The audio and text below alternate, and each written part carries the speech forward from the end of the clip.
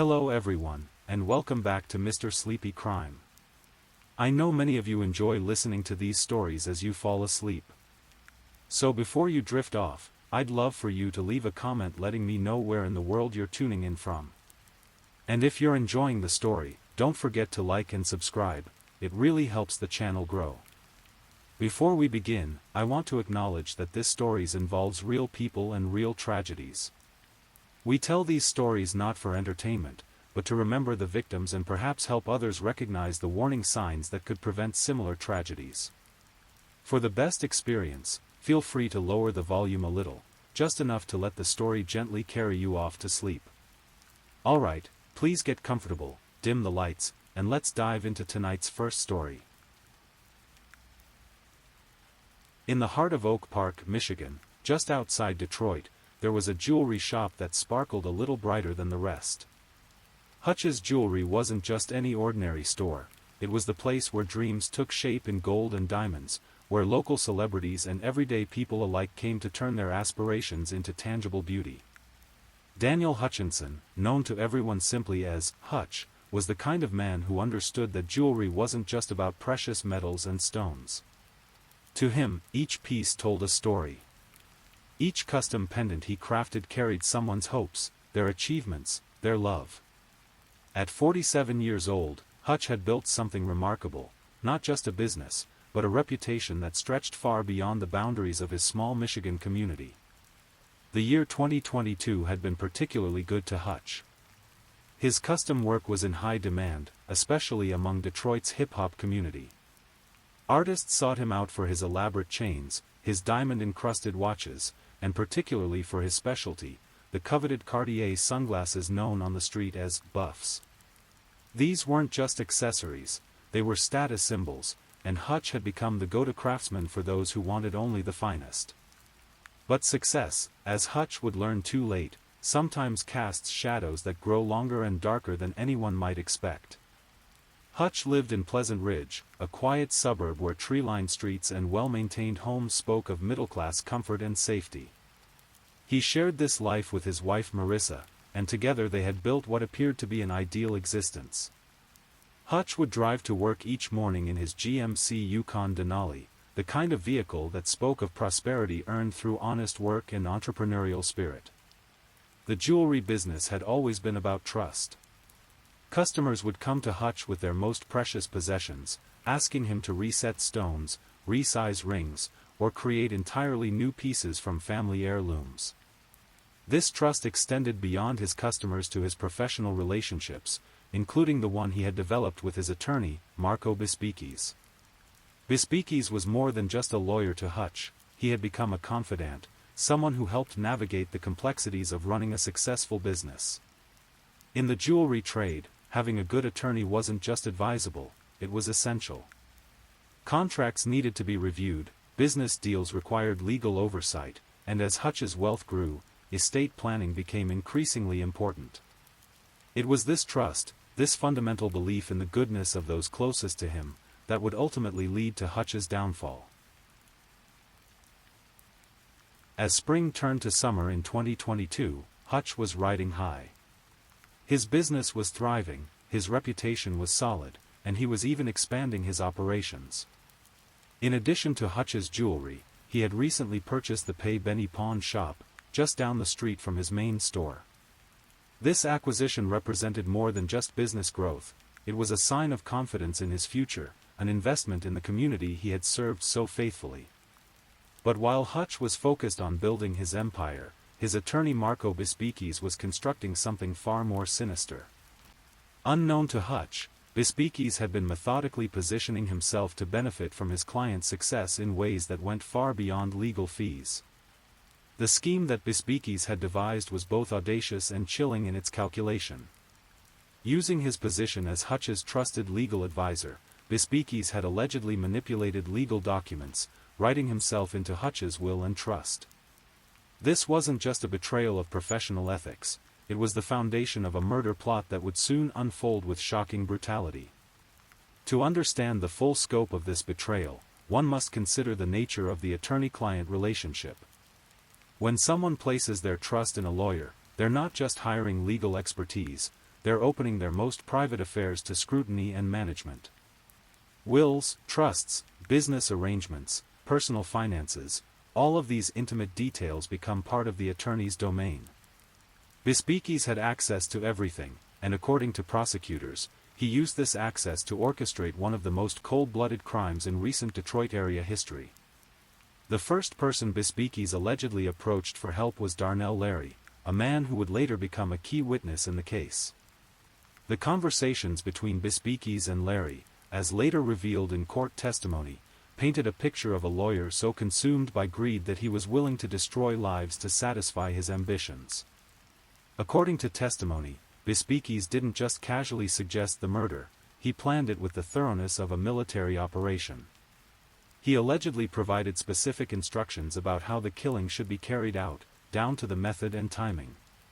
The plan was for Larry to run the Hutchinsons off the road as they drove home from a scheduled meeting, then shoot both Hutch and his wife Marissa. But Darnell Larry, despite whatever relationship he had with Bispiekis, couldn't bring himself to commit murder. This refusal, however, didn't deter Bispiekis. If anything, it seemed to intensify his determination to see his plan through to completion. This is where Roy Larry enters our story, a man whose life had taken him down paths that would eventually lead to that fateful day in June 2022. Roy Larry was 44 years old, a man whose life circumstances had left him vulnerable to the kind of manipulation that Marco Bispiekis was allegedly expert at employing. Unlike his namesake Darnell Larry, Roy was willing to cross the line that separates the merely criminal from the truly murderous. But Roy Larry wasn't a stereotypical hitman from the movies. He was, by all accounts, a man dealing with his own struggles, including physical limitations that would later be evident in court when he appeared using a walker. The image of this man as a cold-blooded killer contrasted sharply with his apparent frailty, creating one of the many contradictions that would define this case. According to the prosecution's case, the planning for Hutch's murder intensified as the spring of 2022 progressed. Bispiekis allegedly coordinated not just with Roy Larry, but with a network of accomplices that would eventually include Angelo Raptopoulos and later, Philip Sumter from Ohio. Each person in this network played a specific role in what prosecutors described as a carefully orchestrated murder-for-hire plot. The involvement of multiple conspirators suggests that this wasn't a crime of passion or a spur-of-the-moment decision. This was, according to authorities, a calculated business decision by a man who had decided that murdering his client was preferable to earning money through legitimate means. As May turned to June, the pressure to act apparently intensified. Court testimony would later reveal that Bispiekis had scheduled a meeting with the Hutchinsons for the morning of June 1, 2022. This wasn't unusual. Hutch regularly met with his attorney to discuss business matters, legal issues, and estate planning. But according to Darnell Larry's testimony, this particular meeting was chosen specifically as the setup for murder. The plan, as described in court, was both simple and brutal. After the meeting, as the Hutchinsons drove away, they would be followed and attacked. The isolated moment of transition from the safety of the office to the vulnerability of travel would provide the opportunity Bispiekis had been waiting for. But even the best-laid plans of murderers often go awry, and the events of June 1, 2022, would unfold in a way that was both more public and more shocking than anyone had anticipated. June 1, 2022, started like any other day for Daniel Hutchinson. The morning was warm, with the promise of summer hanging in the Michigan air. Hutch likely went through his usual routine: coffee, perhaps a glance at the news, preparation for another day of turning metal and stone into objects of beauty and desire. He and Marissa had their meeting scheduled with Marco Bispiekis that morning. For Hutch, this was just another step in managing his growing business empire. He had no reason to suspect that his trusted attorney had spent weeks planning his death, that the documents they might review could include provisions that would make Bispiekis wealthy beyond his wildest dreams, but only if Hutch was no longer alive to object. The meeting itself appears to have gone normally. There's no indication that Hutch suspected anything was amiss, no evidence that Bispiekis betrayed his murderous intentions through word or gesture. This speaks to either remarkable self-control on the attorney's part, or to a level of sociopathy that allowed him to sit across from a man he was planning to kill and discuss mundane business matters with apparent normalcy. After the meeting, Hutch and Marissa made their way to the Pay Benny pawn shop that Hutch had recently purchased. This visit was part of his routine, the successful businessman checking on his investments, ensuring that his expansion into the pawn business was proceeding smoothly. It was here, on Greenfield Road near 8 Mile Road, that the carefully laid plans would finally come to fruition. As the Hutchinsons prepared to leave the pawn shop, settling into their GMC Yukon Denali, they had no idea that death was approaching on an electric bicycle. Roy Larry had been waiting, watching, preparing for the moment when opportunity would present itself. The choice of an electric bike as the attack vehicle was both practical and chilling. It was quiet, maneuverable, and allowed for a quick approach and equally quick escape. Unlike a car, which could be easily identified and traced, a bicycle could disappear into urban traffic or be abandoned without leaving the same trail of evidence. As Hutch sat in the driver's seat, probably discussing their day or making plans for the evening, Roy Larry pulled alongside the vehicle. The moment that followed was captured not in video, but in the testimony of witnesses and the physical evidence that would later be analyzed by investigators. The attack was swift and merciless. Approximately a dozen shots were fired through the driver's door and window, each one intended to ensure that Daniel Hutchinson would not survive to see another sunset. The bullets found their target with deadly accuracy. Hutch died almost instantly from the wounds inflicted by his assassin. But in a twist that speaks to either remarkable marksmanship or incredible luck, Marissa Hutchinson, sitting just inches away from her husband, was not struck by a single bullet. She survived to become not just a widow, but a key witness to one of the most shocking crimes in recent Detroit area history. The sound of gunshots on a busy street in broad daylight brought immediate attention. Within minutes, the Oak Park Public Safety Department was on the scene, finding a crime that would challenge investigators and ultimately expose a web of corruption and betrayal that stretched far beyond a simple robbery gone wrong.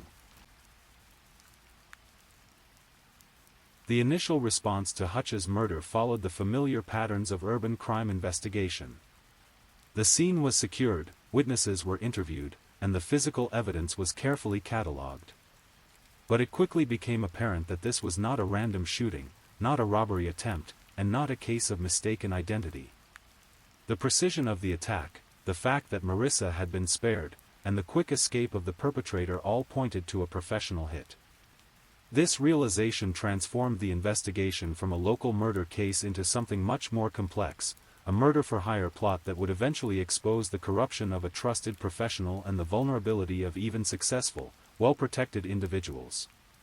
Detective work in the modern era relies heavily on technology, and the Hutchinson case would prove no exception. Cell phone records, financial transactions, surveillance footage from nearby businesses, all of these digital breadcrumbs would eventually lead investigators to the network of conspirators who had planned and executed Hutch's murder. But perhaps the most crucial element in breaking the case was human psychology. Faced with the reality of life imprisonment for murder, some of the conspirators began to calculate their options. Darnell Larry, the man who had initially been approached by Bispikis but had refused to commit murder, found himself in a position to trade information for leniency. His testimony would become the keystone that held the prosecution's case together. According to Larry's account, the murder plot had been Bispikis' idea from the beginning, carefully planned and methodically executed. The attorney had allegedly promised financial rewards to those who would help him eliminate his client, painting Hutch's death as a necessary business expense. This testimony was corroborated by physical evidence and the testimony of other witnesses, creating a picture of a conspiracy that was both broader and more calculated than initial appearances had suggested. As the investigation progressed, additional conspirators were identified and arrested. Angelo Raptopoulos, who had allegedly played a supporting role in the plot, was taken into custody. Later, Philip Sumter from Ohio would be charged with conspiracy to commit murder, suggesting that the network of accomplices had extended across state lines. Each arrest brought new revelations about the extent of the conspiracy and the level of planning that had gone into Hutch's murder. This wasn't a crime of passion or a moment of poor judgment. This was, according to prosecutors, a carefully orchestrated business decision made by a man who valued money more than human life. As 2022 progressed, the investigation into Hutch's murder continued to reveal new layers of complexity and betrayal. The arrest of the various conspirators was just the beginning. Now prosecutors had to build a case that would convince a jury that Marco Bispicis, a respected attorney, had orchestrated the murder of his own client for financial gain. The challenge was significant. Bispicis wasn't some street-level criminal with a history of violence. He was an educated professional with a reputation to protect and the resources to mount a sophisticated defense. Convincing a jury that such a man could be capable of cold-blooded murder would require evidence that was both overwhelming and unambiguous. Fortunately for prosecutors, the very thoroughness with which Bispicis had allegedly planned the murder provided much of that evidence. The extensive communications between conspirators, the financial arrangements, the detailed planning, all of these elements that were intended to ensure the plot's success also created a comprehensive record of the crime. Darnell Larry's decision to cooperate with authorities proved to be crucial.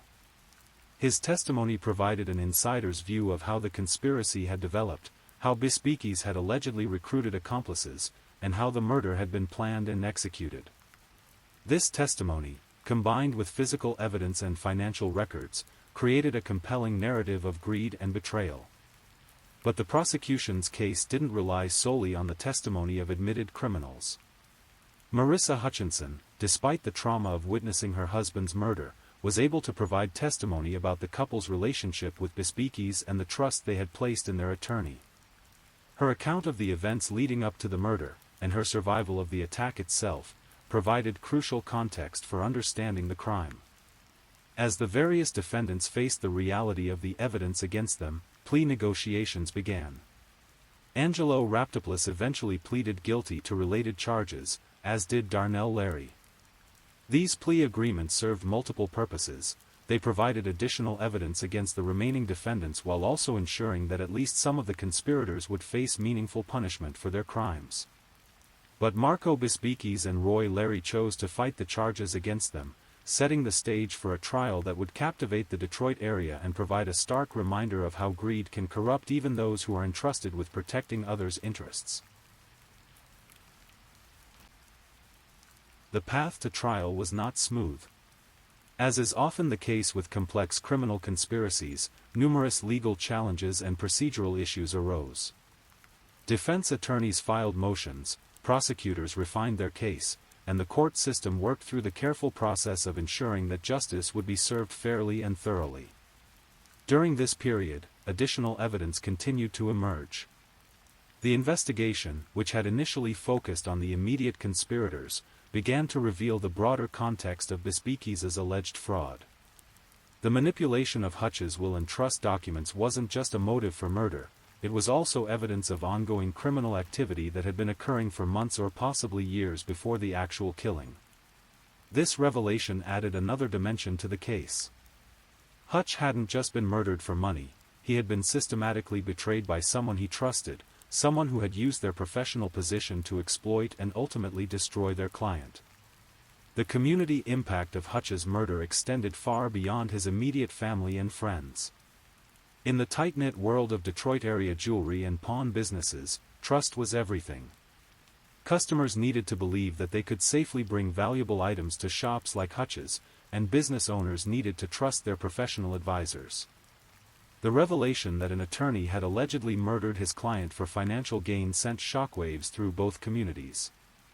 Meanwhile, Marissa Hutchinson faced the difficult process of rebuilding her life after losing her husband and business partner. The woman who had survived a murder attempt designed to kill both her and her husband now had to navigate not just grief, but also the complex legal and financial issues surrounding Hutch's estate, issues that had been complicated by the very fraud that had led to her husband's death. As 2023 began, the legal proceedings moved forward.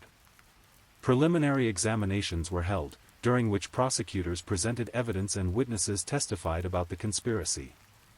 These hearings served as a preview of the trial to come, allowing the public to begin to understand the full scope of the alleged crimes. The testimony during these preliminary hearings was often shocking. Details of the murder plot, the cold calculation with which it had allegedly been planned, and the casual way in which human life had apparently been valued in terms of dollars and cents created a narrative that was almost too incredible to believe. But the evidence continued to support the prosecution's theory of the case, and by the end of 2023, it was clear that Marco Bispicis and Roy Larry would indeed face trial for their alleged roles in Daniel Hutchinson's murder. February 2024 brought the beginning of what would be one of the most closely watched trials in recent Oakland County history. The jury selection process itself was revealing, finding 12 individuals who could fairly evaluate evidence against an attorney accused of murdering his client proved challenging in a community where the case had received extensive media coverage. The prosecution's opening statement laid out their theory of the case with stark clarity.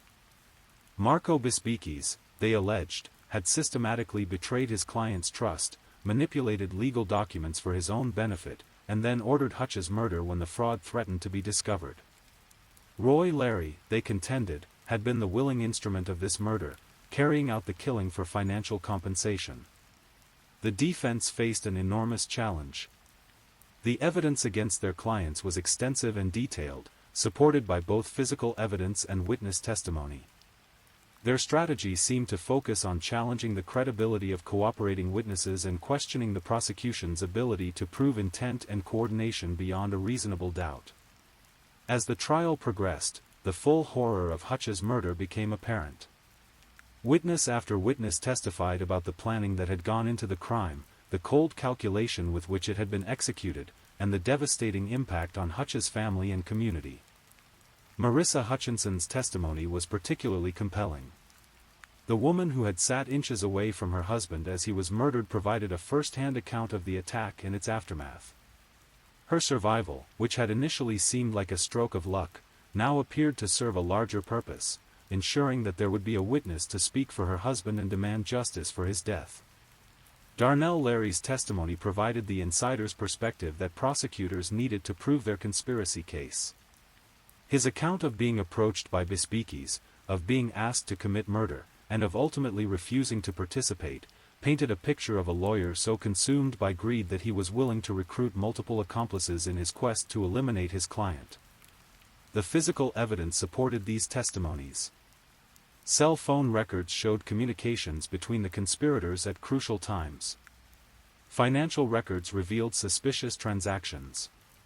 Surveillance footage, while not capturing the murder itself, provided context and corroboration for witness accounts. As the prosecution presented their case, a picture emerged of a crime that was both sophisticated in its planning and brutal in its execution. This wasn't a crime of passion or a moment of poor judgment. This was, according to the evidence, a calculated business decision made by individuals who had decided that murder was an acceptable solution to their financial problems. The defense, despite their best efforts, seemed unable to effectively counter this narrative. The evidence was simply too overwhelming, too detailed, and too well corroborated to dismiss. On May 23, 2024, after careful deliberation, the Oakland County jury returned their verdict. Marco Bispicis and Roy Larry were found guilty on all charges, including first-degree premeditated murder, conspiracy to commit murder, assault with intent to murder, and firearms violations. The verdict represented not just a legal victory for prosecutors, but a form of justice for Daniel Hutchinson and his family. The man who had built his life on trust and craftsmanship, who had served his community with integrity and skill, had finally received the justice he deserved. But the verdict also highlighted broader questions about trust, professional ethics, and the vulnerability of even successful individuals to betrayal by those they depend upon. Hutch's story serves as a stark reminder that success can sometimes make one a target, and that trust, while necessary for human society to function, can be a dangerous gift when placed in the wrong hands. The sentencing phase of the proceedings brought additional closure to the case. Bispicis and Larry faced the prospect of life imprisonment without the possibility of parole, a sentence that reflected both the severity of their crimes and the cold calculation with which those crimes had been committed. For Marissa Hutchinson, the verdict provided a measure of justice, but it couldn't restore what had been lost. Her husband was gone, their shared dreams destroyed by the greed of men who had valued money more than human life. The jewelry business that Hutch had built with such care and pride faced an uncertain future, forever marked by the tragedy of its owner's murder. The broader community also had to grapple with the implications of the case. The revelation that a trusted attorney could systematically betray and ultimately murder his client sent shockwaves through both the legal and business communities. Professional relationships that had once been taken for granted were now viewed with new suspicion and caution. Even as Bispiekis and Larry faced their sentences, the case wasn't entirely closed. Philip Sumter, the Ohio man who had been charged as the fifth conspirator in the murder plot, still faced his own legal proceedings. His involvement highlighted the interstate nature of the conspiracy and suggested that the network of individuals willing to participate in murder for money was broader than initially apparent. The fact that the conspiracy had extended across state lines also raised questions about how such criminal networks operate in the modern era. The ease with which Bispiekis had allegedly recruited accomplices from different locations suggested a level of criminal sophistication that was both disturbing and impressive. As the legal proceedings against all conspirators moved toward completion, the full scope of the betrayal became clear. This wasn't just a murder case. It was a comprehensive fraud and conspiracy that had destroyed multiple lives and shattered the trust that forms the foundation of professional relationships. The monetary amounts involved in the scheme, while significant to the conspirators, seemed almost trivial when weighed against the human cost of their crimes. Hutch's life, the trauma inflicted on his wife, the destruction of a successful business, the betrayal of professional ethics, all of this had been sacrificed for financial gain that could have been earned through legitimate means. As the legal proceedings wound down, the community began the process of healing and learning from the tragedy. Hutch's jewelry, once a symbol of craftsmanship and trust, became a memorial to both the promise and the vulnerability of the American dream. The case served as a stark reminder that success, while worth pursuing, can sometimes make one a target. Hutch had built his business through honest work and fair dealing, but his very success had made him an attractive target for those willing to use violence to acquire what they hadn't earned. The betrayal by his attorney added an additional layer of tragedy to the case. In American society, the relationship between attorney and client is built on absolute trust. Lawyers are given access to their clients' most intimate secrets, their financial information, their personal vulnerabilities. The expectation is that this access will be used to protect and serve the client's interests, not to exploit and ultimately destroy them. Bispiekis' alleged abuse of this trust represented not just a personal betrayal, but a violation of the ethical foundations that make the legal profession possible. Every attorney who maintains the trust of their clients, every client who confides in their lawyer, every legal transaction that depends on professional integrity, all of these relationships were damaged by the revelation of such systematic abuse. The jewelry and pawn business communities also had to confront the implications of the case. These are industries built on trust, where valuable items change hands based on nothing more than professional reputation and personal integrity. The murder of Daniel Hutchinson served as a reminder that this trust, while necessary for business to function, can be dangerous when misplaced. The Daniel Hutchinson murder case stands as one of the most shocking examples of professional betrayal in recent American legal history. The systematic fraud, the calculated murder, and the network of accomplices willing to participate in such crimes paint a picture of criminal behavior that is both sophisticated and disturbing. But the case also demonstrates the power of the American justice system to respond to such crimes. The thorough investigation, the careful prosecution, and the ultimate conviction of the conspirators show that even the most calculated criminals cannot escape justice when law enforcement is given the resources and support needed to do their jobs effectively. The cooperation of witnesses like Darnell Larry, despite their own criminal involvement, proved crucial to ensuring that justice was served. This cooperation, encouraged by the prospect of reduced sentences in exchange for truthful testimony, illustrates how the justice system can encourage criminals to turn against each other when faced with overwhelming evidence. Marissa Hutchinson's survival and her willingness to testify despite the trauma she had experienced provided another crucial element in the prosecution's case. Her courage in facing her husband's killers in court, her detailed testimony about their life together, and her ability to maintain her composure despite reliving the worst day of her life all contributed to ensuring that justice was served. The case also highlights the importance of thorough investigation in complex criminal conspiracies. The murder of Daniel Hutchinson could easily have been dismissed as a random street crime, but the careful work of investigators revealed the deeper conspiracy and ensured that all responsible parties faced justice. In the months following the convictions, life in Oak Park and the surrounding Detroit metropolitan area began to return to normal. The news crews departed, the legal proceedings concluded, and the community began the slow process of moving beyond the tragedy. But the impact of Hutch's murder continues to resonate. In the jewelry district where he once worked, business owners are more cautious about whom they trust. In law offices throughout the area, attorneys are more conscious of the ethical responsibilities that come with their privileged access to clients' lives and fortunes. The building that once housed Hutch's jewelry stands as a quiet reminder of what was lost. The custom pendants will never be completed, the diamond-encrusted watches will never be crafted, and the buffs that made Hutch famous in Detroit's hip-hop community will never again bear his distinctive touch. Marissa Hutchinson, the woman who survived an attack designed to kill her, faces the challenge of rebuilding a life that was shattered on a June afternoon in 2022. Her survival, which initially seemed like mere chance, now appears to serve a larger purpose, ensuring that her husband's story would be told and his killers would face justice. The legal system, having successfully prosecuted one of the most complex murder-for-hire plots in recent memory, demonstrated its ability to handle sophisticated criminal conspiracies. The convictions of Marco Bispiekis and Roy Larry, along with the guilty pleas of their accomplices, send a clear message that betrayal of professional trust will not be tolerated and that murder, no matter how carefully planned, will ultimately be punished.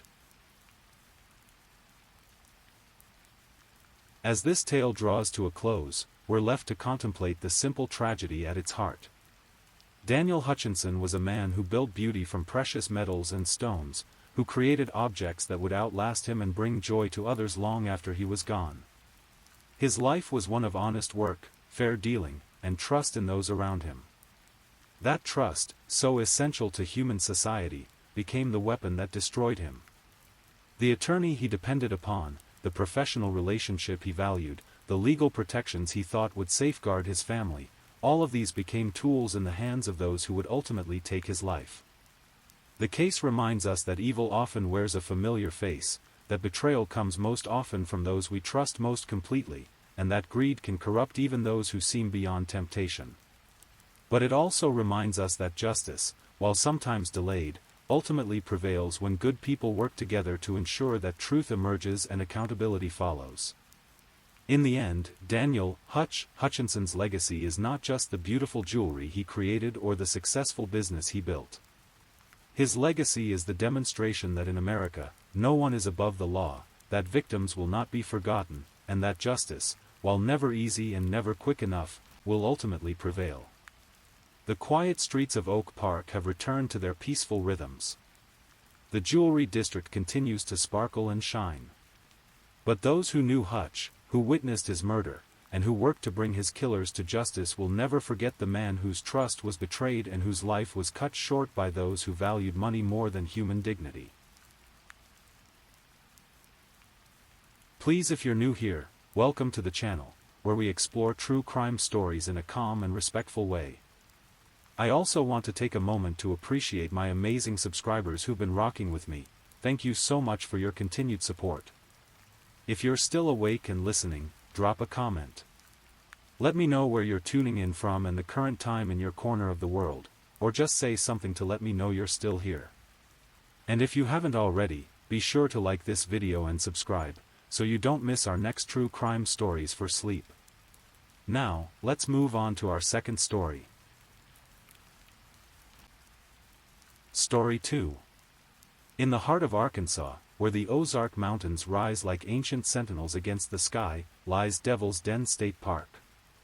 It's a place of rugged beauty, where sandstone bluffs create dramatic formations and hiking trails wind through dense forests that have witnessed centuries of human history. The park's name itself carries an ominous weight, derived from the treacherous terrain that early settlers found so challenging to navigate. But on a seemingly peaceful Saturday afternoon in late July 2025, this natural sanctuary would become the setting for a tragedy that would shake the local community to its core. The story I'm about to share with you unfolds like so many true crime cases do, with an ordinary family making what should have been ordinary choices, unaware that their paths would intersect with unimaginable darkness. It's a reminder that evil can emerge from the most unexpected places, and that sometimes, the most dangerous predators are those who walk among us wearing masks of normalcy. Clinton David Brink was 43 years old, a man in the prime of his life who had recently made a significant decision for his family. He and his wife, Kristen Amanda Brink, who was 41, had packed up their lives and moved to Prairie Grove, Arkansas, from another state. Like many families seeking a fresh start, they were drawn to Arkansas by the promise of a quieter life, better opportunities, and the kind of small-town atmosphere where children could grow up safely. Prairie Grove is the kind of place where neighbors know each other's names, where Friday night football games bring the whole community together, and where families like the Brinks could envision building a future. The town sits comfortably in the rolling hills of northwest Arkansas, about a 30-minute drive from the natural wonders of Devil's Den State Park. For a family with two young daughters, aged 7 and 9, it seemed like the perfect place to call home. Clinton and Kristen weren't just any couple making a geographical change. They were individuals who had built their lives around service to others. Kristen had a background in healthcare, while Clinton worked in a field that required both dedication and reliability. Those who knew them described them as great, down-to-earth people, the kind of couple who would volunteer for school events, who would stop to help a neighbor with groceries, who would make time for family adventures even amid the chaos of settling into a new life. Their daughters, whose names have been carefully protected by authorities and family members, were typical children of their ages. The 9-year-old was old enough to be developing her own interests and personality, while the 7-year-old still saw the world through eyes filled with wonder and trust. They had adapted to the move with the resilience that children often display, making new friends and adjusting to new surroundings with the kind of excitement that comes from adventure. The Brinks had been in Arkansas for only a short time when they decided to take advantage of one of the state's most beautiful natural attractions. Devil's Den State Park, with its hiking trails and scenic overlooks, represented exactly the kind of family activity that had drawn them to Arkansas in the first place. It was summer, the weather was perfect for outdoor activities, and what better way to explore their new home state than by hiking through one of its most celebrated parks? Saturday dawned clear and warm in northwest Arkansas, the kind of summer day that beckons families outdoors. The Brink family prepared for their adventure with the care and excitement that comes with exploring somewhere new. They packed water, snacks, and everything needed for a day of hiking with two young children. The drive from Prairie Grove to Devil's Den would take them through the scenic Arkansas countryside, past farms and small towns, winding roads that climb through the foothills of the Ozarks. Devil's Den State Park sprawls across nearly 2,500 acres of rugged terrain, its name derived from the treacherous rock formations that early settlers found so challenging to navigate. The park is famous for its sandstone crevices and bluffs, its dense forests, and its hiking trails that range from easy family walks to challenging scrambles over rocky terrain. For the Brinks, it represented the perfect opportunity to show their daughters the natural beauty of their new home state. The park was busy that Saturday afternoon, as summer weekends often are. Families, couples, and solo hikers had come from across the region to enjoy the trails, take photographs of the dramatic rock formations, and simply escape into nature. The parking areas were full, the visitor center was bustling with activity, and the main trails showed signs of steady foot traffic. The Brink family chose one of the walking trails for their adventure, a decision that seemed perfectly reasonable for a family with two young children. These trails were designed to be accessible, offering beautiful scenery without the technical challenges of the more advanced hiking routes. Trail maps showed clear paths, and other families with children were visible throughout the park, creating an atmosphere of safety and shared enjoyment. As they walked, Clinton and Kristen would have been doing what parents do on such outings, pointing out interesting rock formations to their daughters, perhaps identifying birds or plants, taking photos to commemorate their exploration of their new state. The girls would have been chattering excitedly, asking questions, maybe collecting interesting rocks or leaves as young children do. It was, by all accounts, a perfect family outing in progress. But somewhere else in the park that day, another presence was moving through the trails. Someone who had come to Devil's Den not for family bonding or natural beauty, but with intentions that would soon transform this peaceful Saturday afternoon into something unthinkable. What happened next on that remote trail at Devil's Den State Park can only be reconstructed from the physical evidence, the witness accounts of two traumatized children, and the subsequent confession of the perpetrator. The details that emerge paint a picture of a random, violent encounter that destroyed one family while leaving two young girls to witness the unimaginable. According to investigators, the attack began when the Brink family encountered Andrew James McGann on the trail. McGann was 28 years old, a man who should have been in the prime of his own life, but who had come to the park that day with violent intentions. The encounter appeared to be completely random.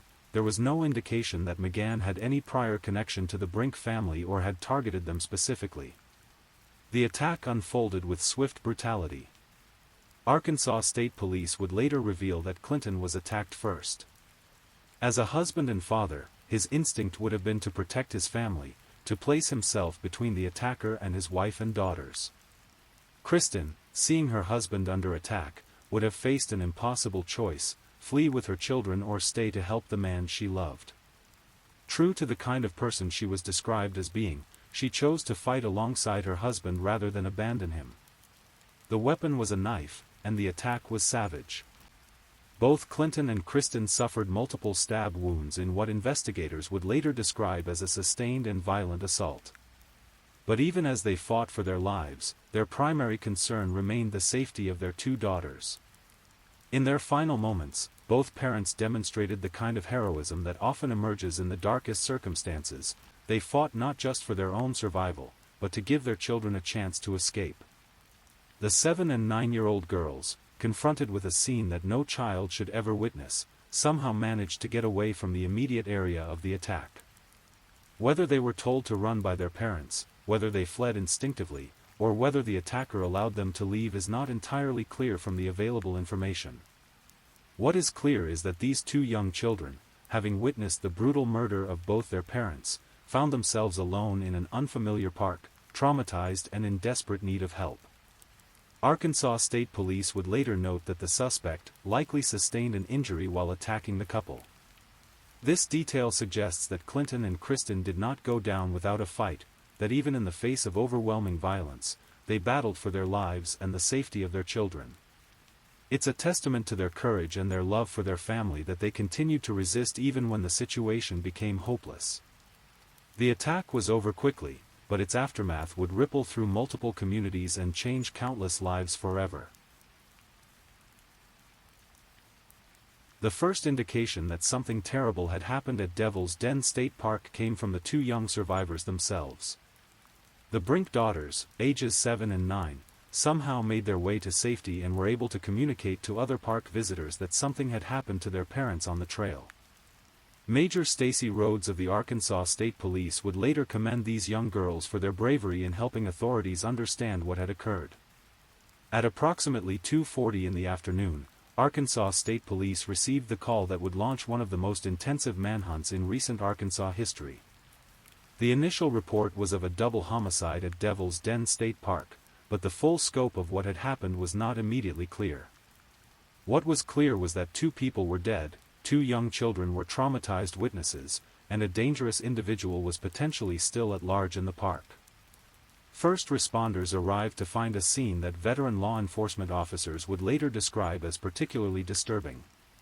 Clinton David Brink and Kristen Amanda Brink were found deceased on a remote section of walking trail, victims of what was clearly a violent attack.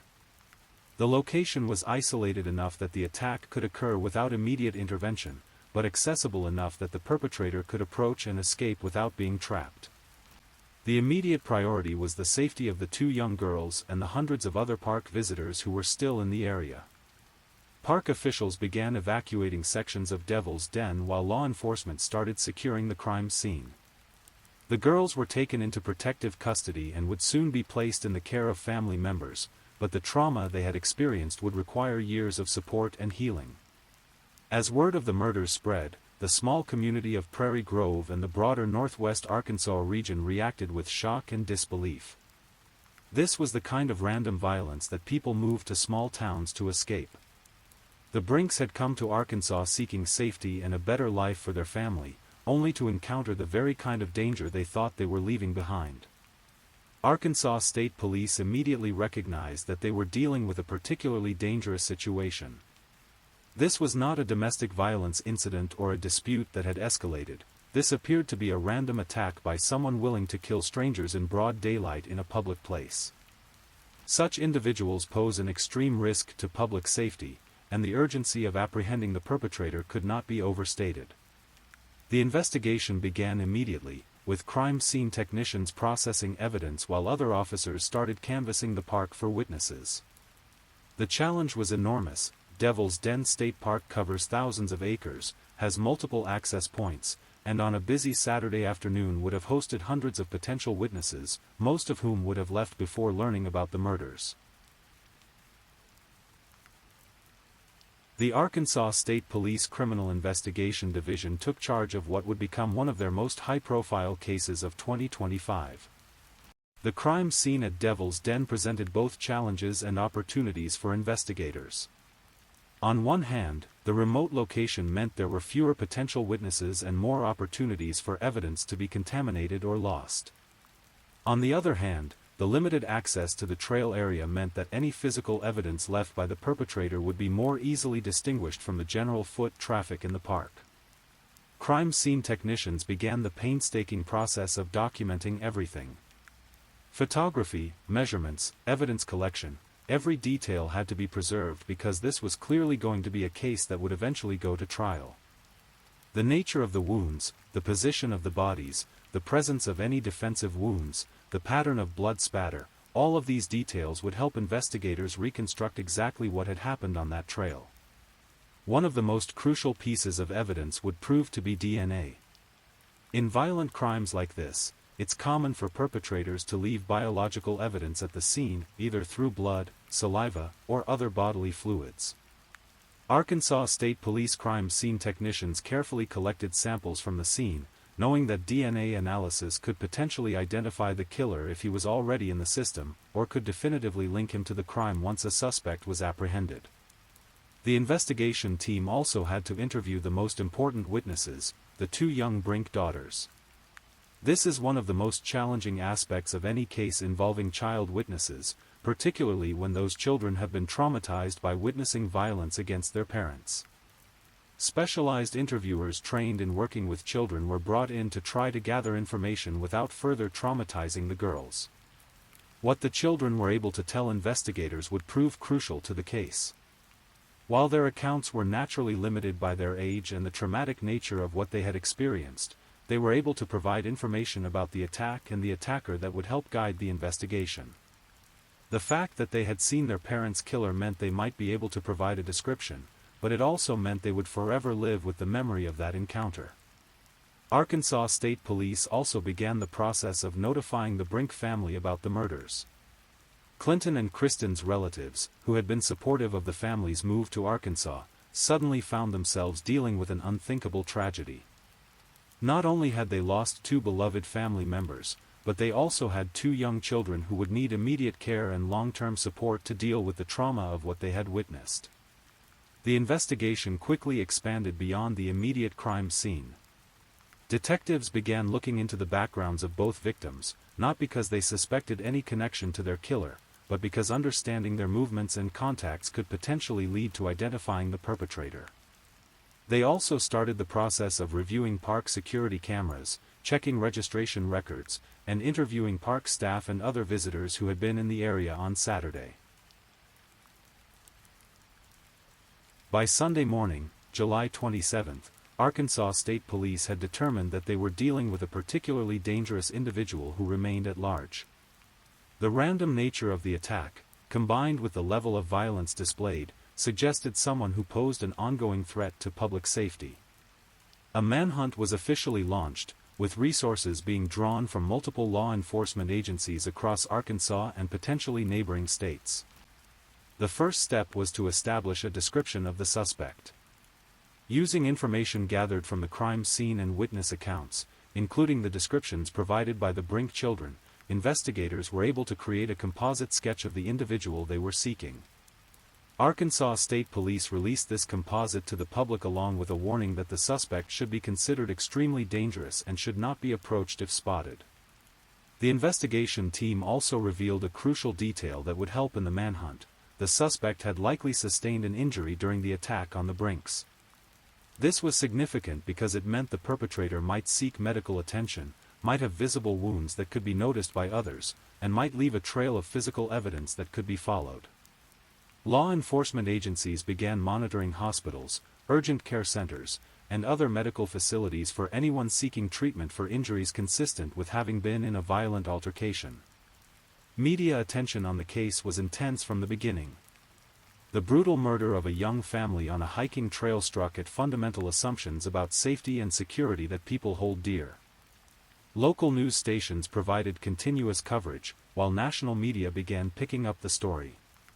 The composite sketch of the suspect was distributed widely, with law enforcement hoping that someone would recognize the individual and provide information that could lead to his capture. Arkansas State Police set up a dedicated tip line for information related to the case.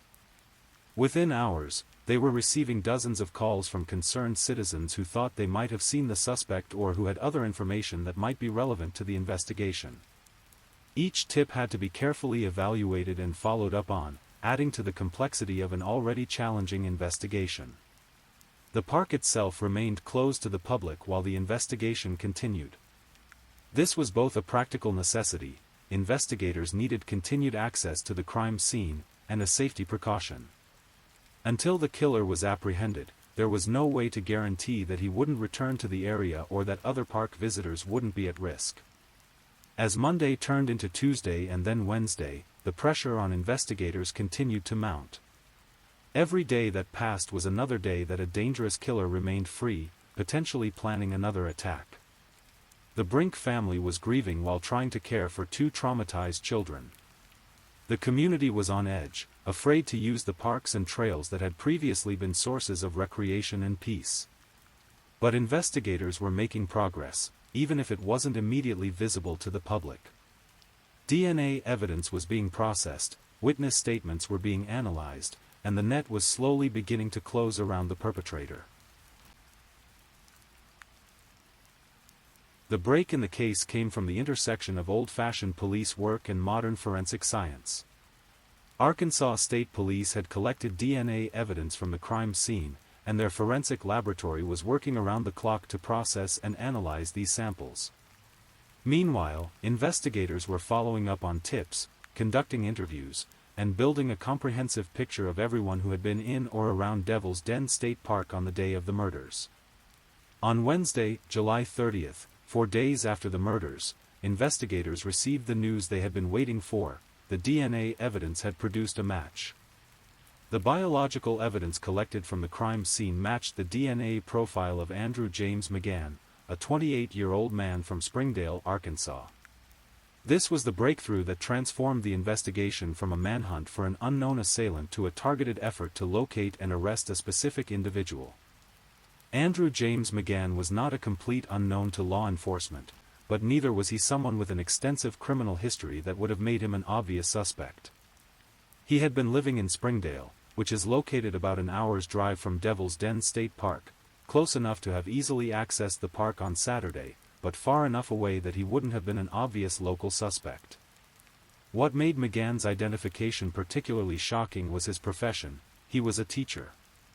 Not just any teacher, but someone who had worked with elementary school children, who had passed background checks, and who had been trusted with the care and education of young people. He had most recently been employed as a 5th-grade teacher in Broken Arrow, Oklahoma, during the 2023-2024 school year, though he had resigned from that position in May 2025 to take a job elsewhere. The revelation that the suspect was a teacher sent shockwaves through multiple communities. Parents in the school districts where McGann had worked suddenly found themselves questioning whether their children had been safe in his classroom. Colleagues who had worked alongside him were forced to reconcile the person they thought they knew with someone capable of brutally murdering a family on a hiking trail. Arkansas State Police moved quickly once they had identified their suspect.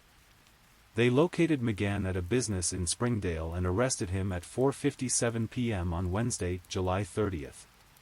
The arrest was made without incident. McGann did not resist or attempt to flee when confronted by law enforcement officers. The location of the arrest was particularly notable. McGann was apprehended at a barbershop near his home, engaged in what appeared to be a routine activity.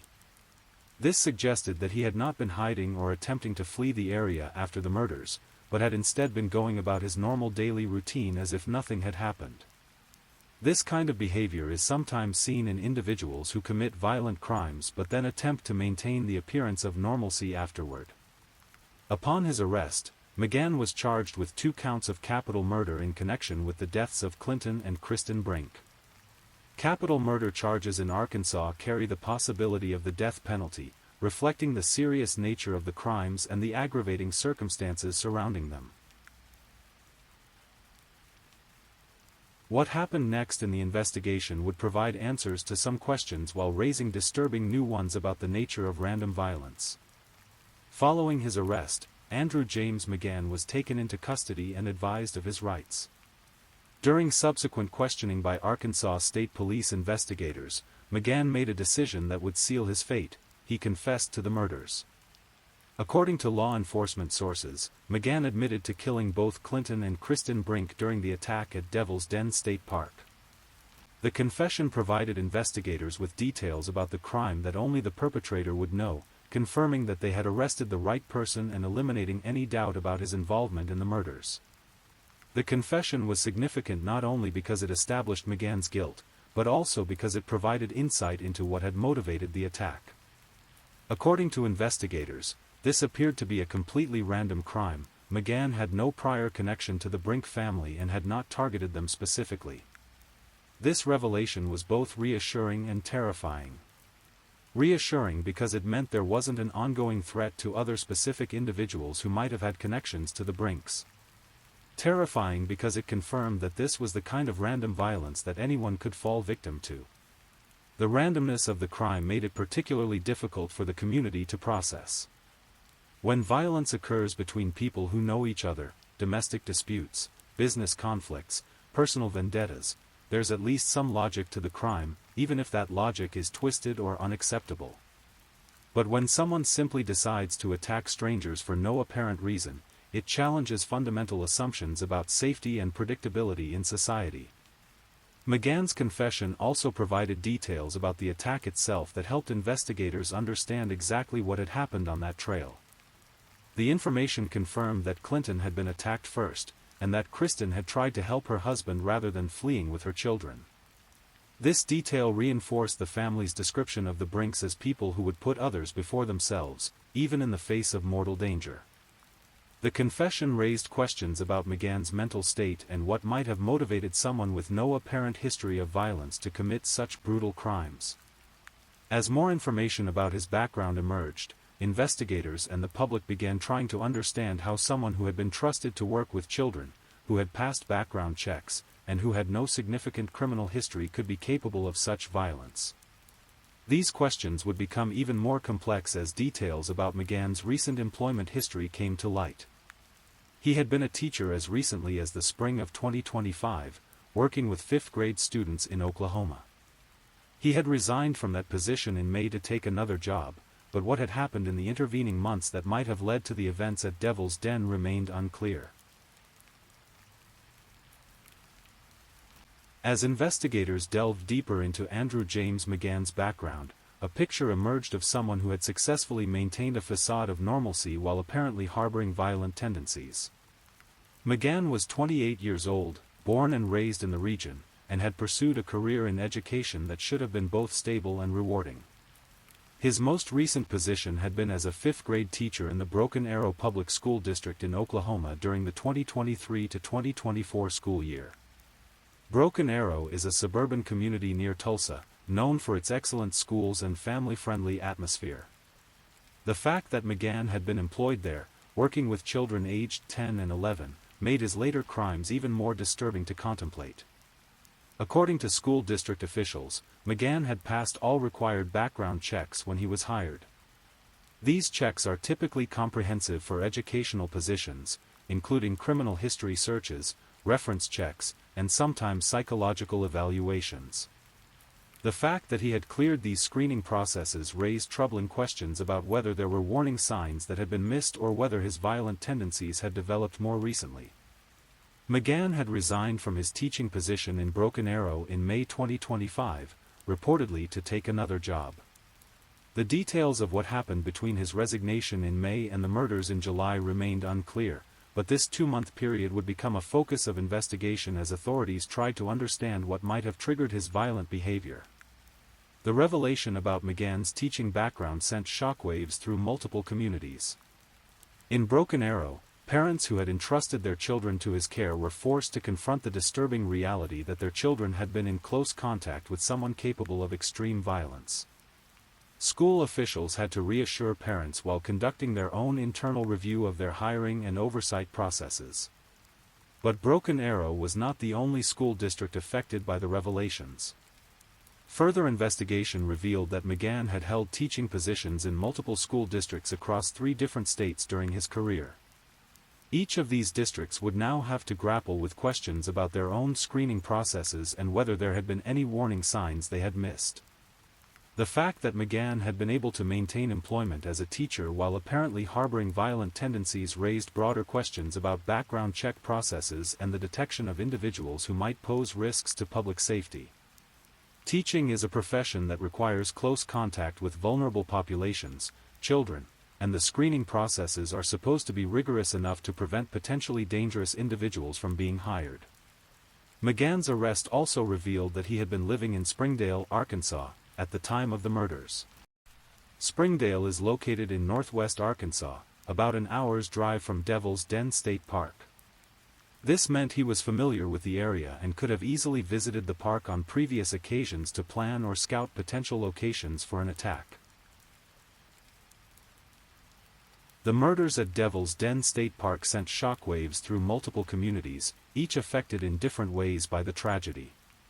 In Prairie Grove, where the Brink family had recently made their home, residents struggled to comprehend how newcomers who had come seeking safety and a better life for their children could become victims of such random violence. The small town rallied around the 2 surviving Brink children, though their identities and whereabouts were carefully protected by both law enforcement and family members.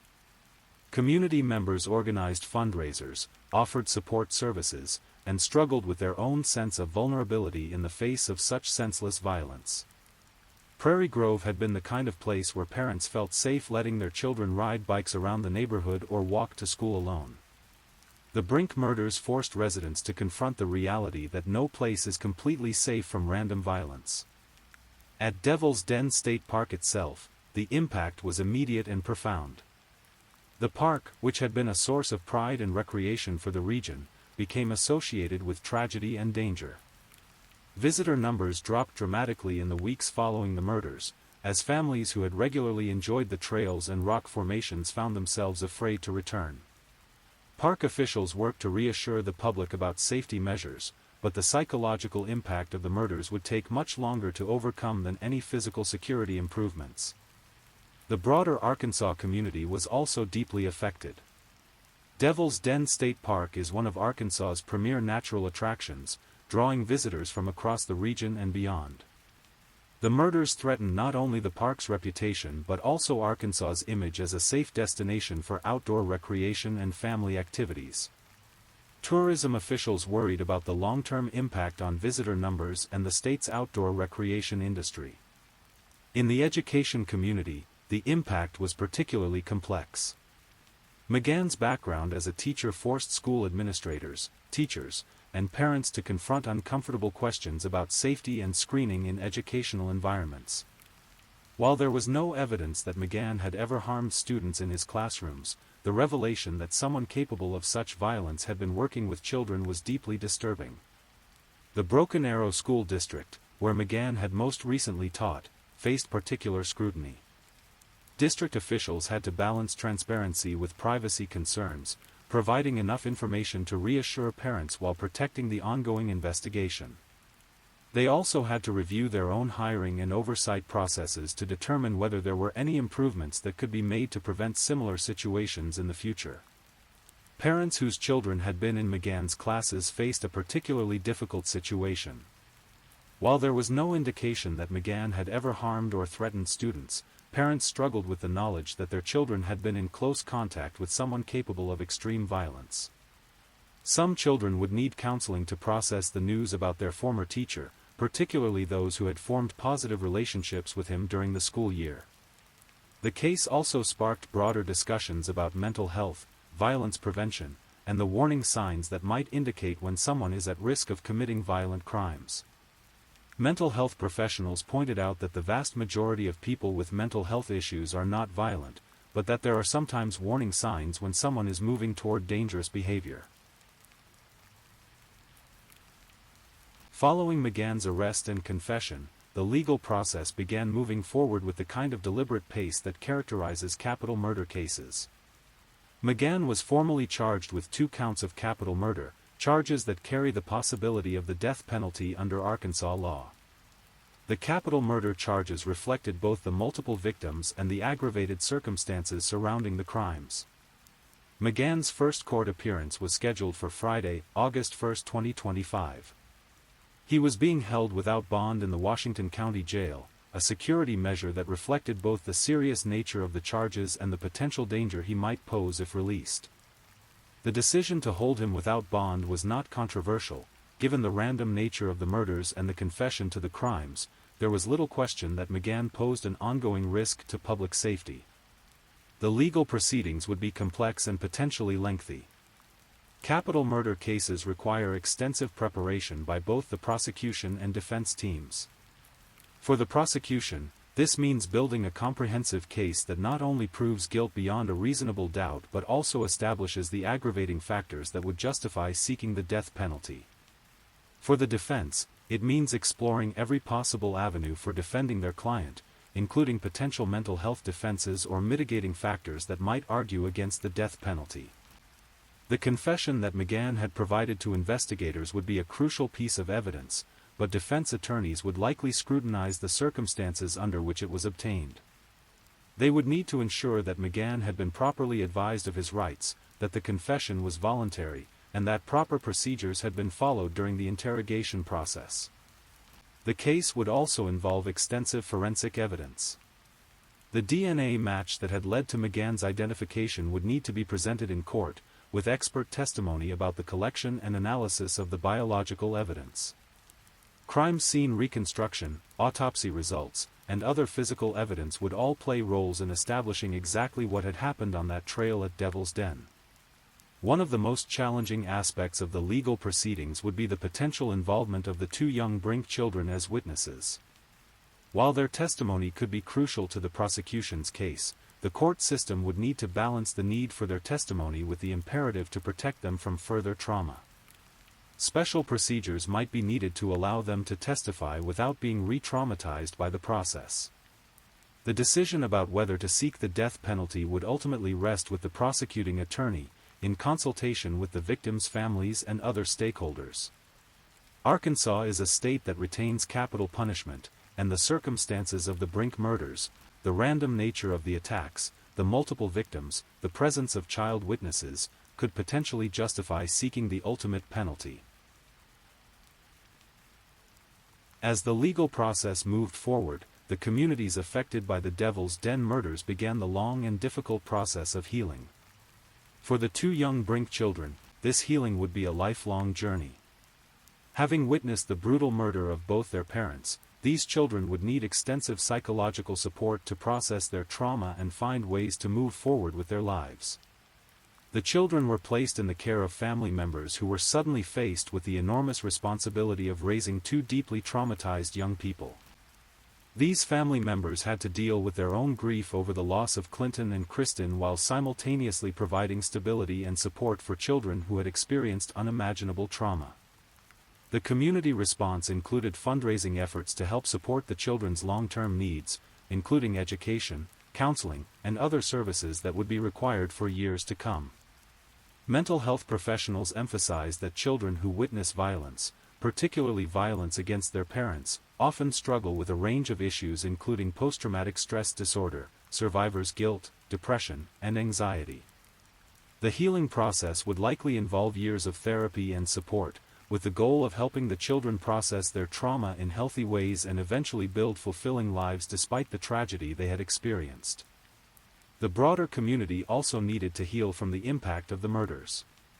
Devil's Den State Park slowly began to reopen to the public, with additional security measures and increased ranger presence designed to help visitors feel safer. Park officials worked to balance the need for public access with legitimate safety concerns, recognizing that the park's role as a source of recreation and natural beauty was important for the broader community. Local schools, particularly those where McGann had taught, implemented additional training for staff on recognizing warning signs of potential violence and reporting concerns. While such training cannot prevent all violent crimes, it can help create environments where potential problems are identified and addressed before they escalate to violence.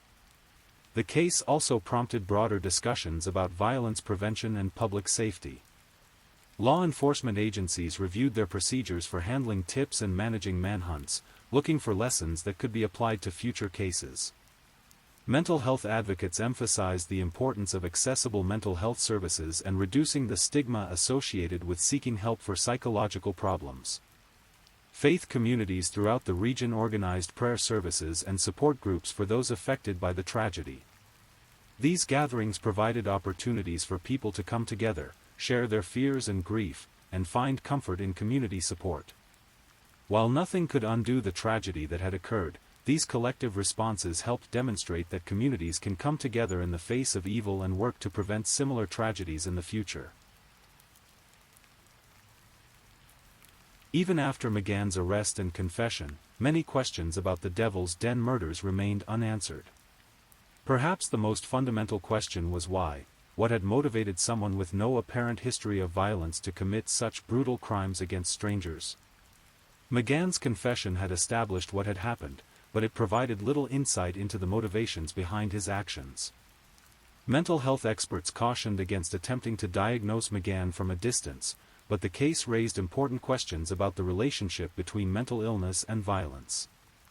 While the vast majority of people with mental health issues are not violent, there are cases where untreated or poorly managed mental health problems can contribute to dangerous behavior.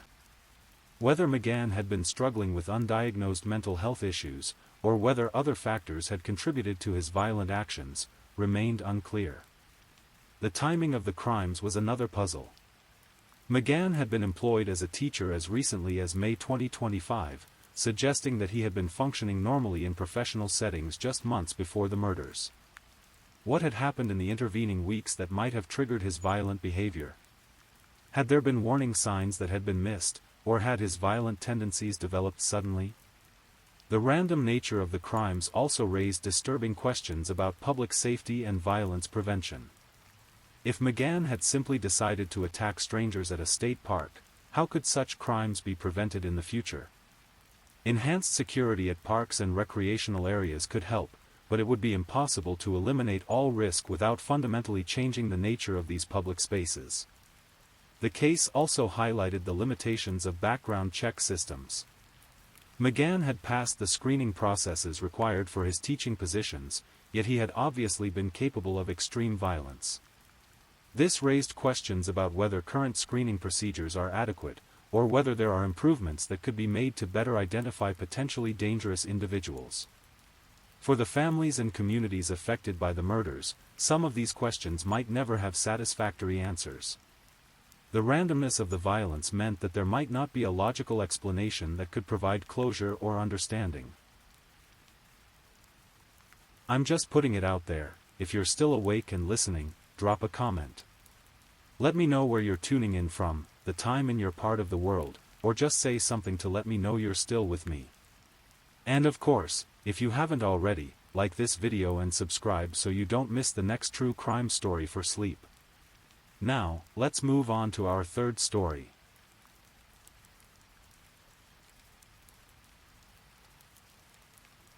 Story 3. In the quiet suburban community of Middleburg, Florida, nestled within Clay County's peaceful neighborhoods, the early morning hours of August 5, 2024, would forever change the lives of everyone who knew the Lee Smith family. This is a story that challenges our understanding of family dynamics, teenage struggles, and the thin line between normalcy and tragedy.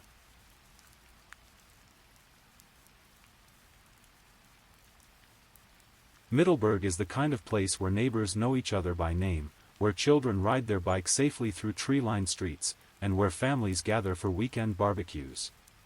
It's a community built on trust, where parents rarely worry about their children walking to school or spending evenings at friends' houses. The Silver Point area, where our story unfolds, embodies this small-town charm with its modest homes and well-kept lawns.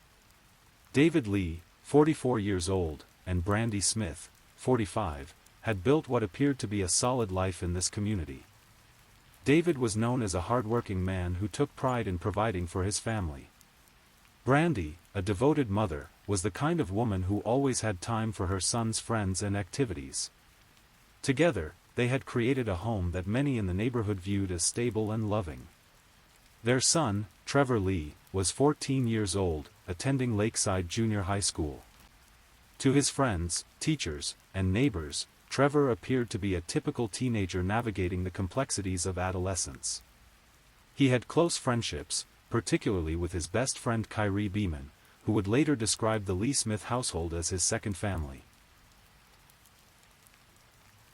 The events that would forever alter this family's story began on a Sunday evening in early August. Like many families across America, the Lees were ending their weekend, preparing for another school week, perhaps discussing plans, chores, or expectations. What started as what investigators would later describe as an argument between parents and their teenage son would escalate into something unimaginable. Arguments between parents and teenagers are as common as sunrise. They're part of the natural process of growing up, establishing independence, and learning boundaries. In most homes, such disagreements end with slammed doors, temporary anger, and eventual reconciliation. But in the Lee Smith household that Sunday night, something went terribly wrong. The exact nature of the argument remains largely unknown.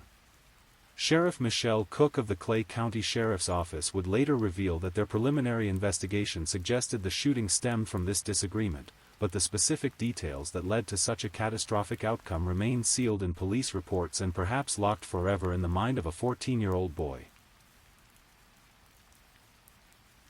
As Sunday evening turned into the early morning hours of Monday, the quiet neighborhood of Silver Point was about to be shattered by violence that no one could have predicted. In a home where laughter once echoed through the halls, where family photos lined the walls, and where love had been the foundation, something broke. Trevor Lee, in what can only be described as a moment of incomprehensible decision-making, reached for his parents' own firearm. The weapon, which investigators confirmed belonged to the couple, became the instrument of an irreversible tragedy. In a matter of moments, David Lee and Brandy Smith were shot and killed in their own home. The silence that followed must have been deafening. The reality of what had just occurred began to settle over the teenage boy who had just fundamentally altered not only his own life but destroyed a family that many described as loving and stable. What happened next reveals perhaps the most haunting aspect of this entire tragedy. Rather than fleeing, rather than attempting to cover up what had occurred, Trevor Lee made a decision that speaks to a conscience still functioning despite the horror he had just committed. He left the family weapon at the scene and began walking through the dark streets of Middleburg. His destination was Cross Point Church, located just over a mile from his family home. Picture this 14-year-old boy, walking alone through the quiet streets in the early morning hours, carrying the weight of what he had just done. Each step taking him further from the life he had known and closer to a reckoning that would define the rest of his existence. Upon reaching the church, Trevor didn't attempt to hide or find sanctuary in the traditional sense. Instead, he reached for his phone and dialed 911. The call he made would become a crucial piece of evidence, though authorities have released only heavily redacted portions to protect the ongoing investigation. What we do know from the limited information released is that Trevor Lee confessed to the emergency dispatcher. He told them he had shot and killed his parents. But perhaps most tellingly, he also made a request that reveals the complexity of the human psyche even in its darkest moments. He asked for prayers. The 911 call set into motion a response that would bring the full weight of law enforcement to this quiet neighborhood. Deputies from the Clay County Sheriff's Office raced to both locations, the church where Trevor waited and the family home where David and Brandy lay deceased. At Cross Point Church, officers found a 14-year-old boy who had essentially turned himself in. There was no chase, no resistance, no attempt to flee. He waited, perhaps seeking some form of spiritual comfort in those final moments of his childhood, because in the eyes of the law, his childhood had effectively ended with that phone call. Meanwhile, at the family home on Silver Point, investigators began the grim work of processing a crime scene that would challenge even experienced officers. Here was a home that just hours before had been filled with the ordinary sounds of family life, television programs, dinner conversations, the usual rhythms of domestic existence. Now it was a place where two lives had been violently ended, where evidence needed to be carefully collected, and where the story of what had occurred needed to be pieced together. Sheriff Michelle Cook would later hold a press conference that shocked the community. Standing before local media, she confirmed what many had hoped was just a terrible rumor. David Lee and Brandy Smith had been found dead from apparent gunshot wounds in their Middleburg home. Their 14-year-old son had called 911 to confess to killing them. The investigation that followed was both straightforward in its facts and incredibly complex in its implications. The physical evidence was clear. Both victims had died from gunshot wounds, inflicted with the family's own weapon, which was found at the scene. Trevor Lee's confession provided investigators with a clear picture of who had committed the crime. But understanding why proved far more challenging. Crime scene technicians processed the home, looking for any clues that might shed light on what had driven a teenager to kill his own parents. Detectives interviewed friends, neighbors, and family members, trying to piece together a picture of the family dynamics that had led to such a tragic outcome. What they found was a family that, by all external appearances, had been functioning normally. Friends and neighbors expressed shock and disbelief. This wasn't a household known for domestic violence calls or neighborhood disputes. David and Brandy weren't the subject of whispered concerns about their parenting or their relationship with their son. The impact of this tragedy rippled through the Middleburg community like stones thrown into still water. Kyrie Beeman, Trevor's best friend and a frequent visitor to the Lee Smith home, became an unwitting spokesman for the collective disbelief that gripped everyone who knew the family. Kyrie described David and Brandy as parents who had loved me like a son. He spoke of a household where he felt welcomed, where he was included in family activities, where he experienced the kind of parental attention and care that had made the Lee Smith home his second family. The contrast between these memories and the reality of what had occurred was almost impossible for him to process. Other friends and neighbors echoed similar sentiments. They described the family as one of the best families I knew, using language that suggested not just normalcy but actual admiration for how David and Brandy raised their son. These weren't casual acquaintances offering polite condolences, these were people who had genuine affection and respect for the victims. Teachers at Lakeside Junior High School, where Trevor was a student, found themselves grappling with the same disbelief. Here was a boy who attended classes regularly, who had friendships, who participated in normal teenage activities. There were no red flags, no warning signs that suggested he was capable of such violence. Trevor Lee was formally charged with 2 counts of second-degree murder, a decision that reflected both the gravity of his actions and the legal system's approach to juvenile offenders. Second-degree murder, rather than first-degree, suggests that prosecutors did not believe the killings were premeditated, that the decision to use the firearm occurred in the heat of the moment rather than as part of a planned attack. The arrest report, when eventually released, was heavily redacted to protect both the ongoing investigation and the privacy of a minor defendant. What few details emerged painted a picture of a teenager who had cooperated with investigators, who had not attempted to deny his actions or shift blame to others. The legal process that followed would be conducted largely away from public view, as is typical in cases involving juvenile defendants. The courts would need to balance the severity of the crimes with the age of the defendant, considering factors that included his mental state, his family history, and his potential for rehabilitation. As details of the case became public, it raised uncomfortable questions about family dynamics, teenage mental health, and the factors that can lead to such extreme violence. How does a 14-year-old go from having a typical teenage argument with his parents to committing double homicide? What warning signs, if any, were missed? Could this tragedy have been prevented? Mental health experts who studied the case from a distance noted several factors that make juvenile patricide and matricide particularly complex. The teenage brain is still developing, particularly in areas responsible for impulse control and long-term consequences thinking. The emotional intensity that teenagers experience can be overwhelming, and when combined with access to weapons and a moment of extreme anger or despair, it can lead to irreversible decisions. Some experts pointed to the fact that Trevor immediately sought help and turned himself in as evidence of a conscience that remained intact despite his actions. His request for prayer suggested a young man who understood the gravity of what he had done and was seeking some form of spiritual guidance or forgiveness. Others noted the seeming normalcy of the family as both puzzling and instructive. Sometimes the most devastating family violence occurs not in homes marked by obvious dysfunction, but in families where underlying tensions remain hidden beneath a veneer of normalcy. The pressure to maintain appearances, unspoken expectations, and communication breakdowns can create powder kegs that explode without warning. The Middleburg tragedy joined a troubling but thankfully rare category of crimes: children who kill their parents. Statistically, such cases remain extremely uncommon, but when they occur, they challenge our fundamental assumptions about family bonds and the protective instincts that should exist between parents and children. Research into juvenile parricide suggests several common factors: a history of abuse, which wasn't evident in this case, severe mental illness, substance abuse, or extreme psychological pressure. The absence of obvious warning signs in the Lee Smith case made it particularly difficult for the community to process and understand. The case also highlighted the ongoing debate about juvenile justice and how society should respond when children commit adult crimes. Should a 14-year-old who kills his parents be treated as an adult?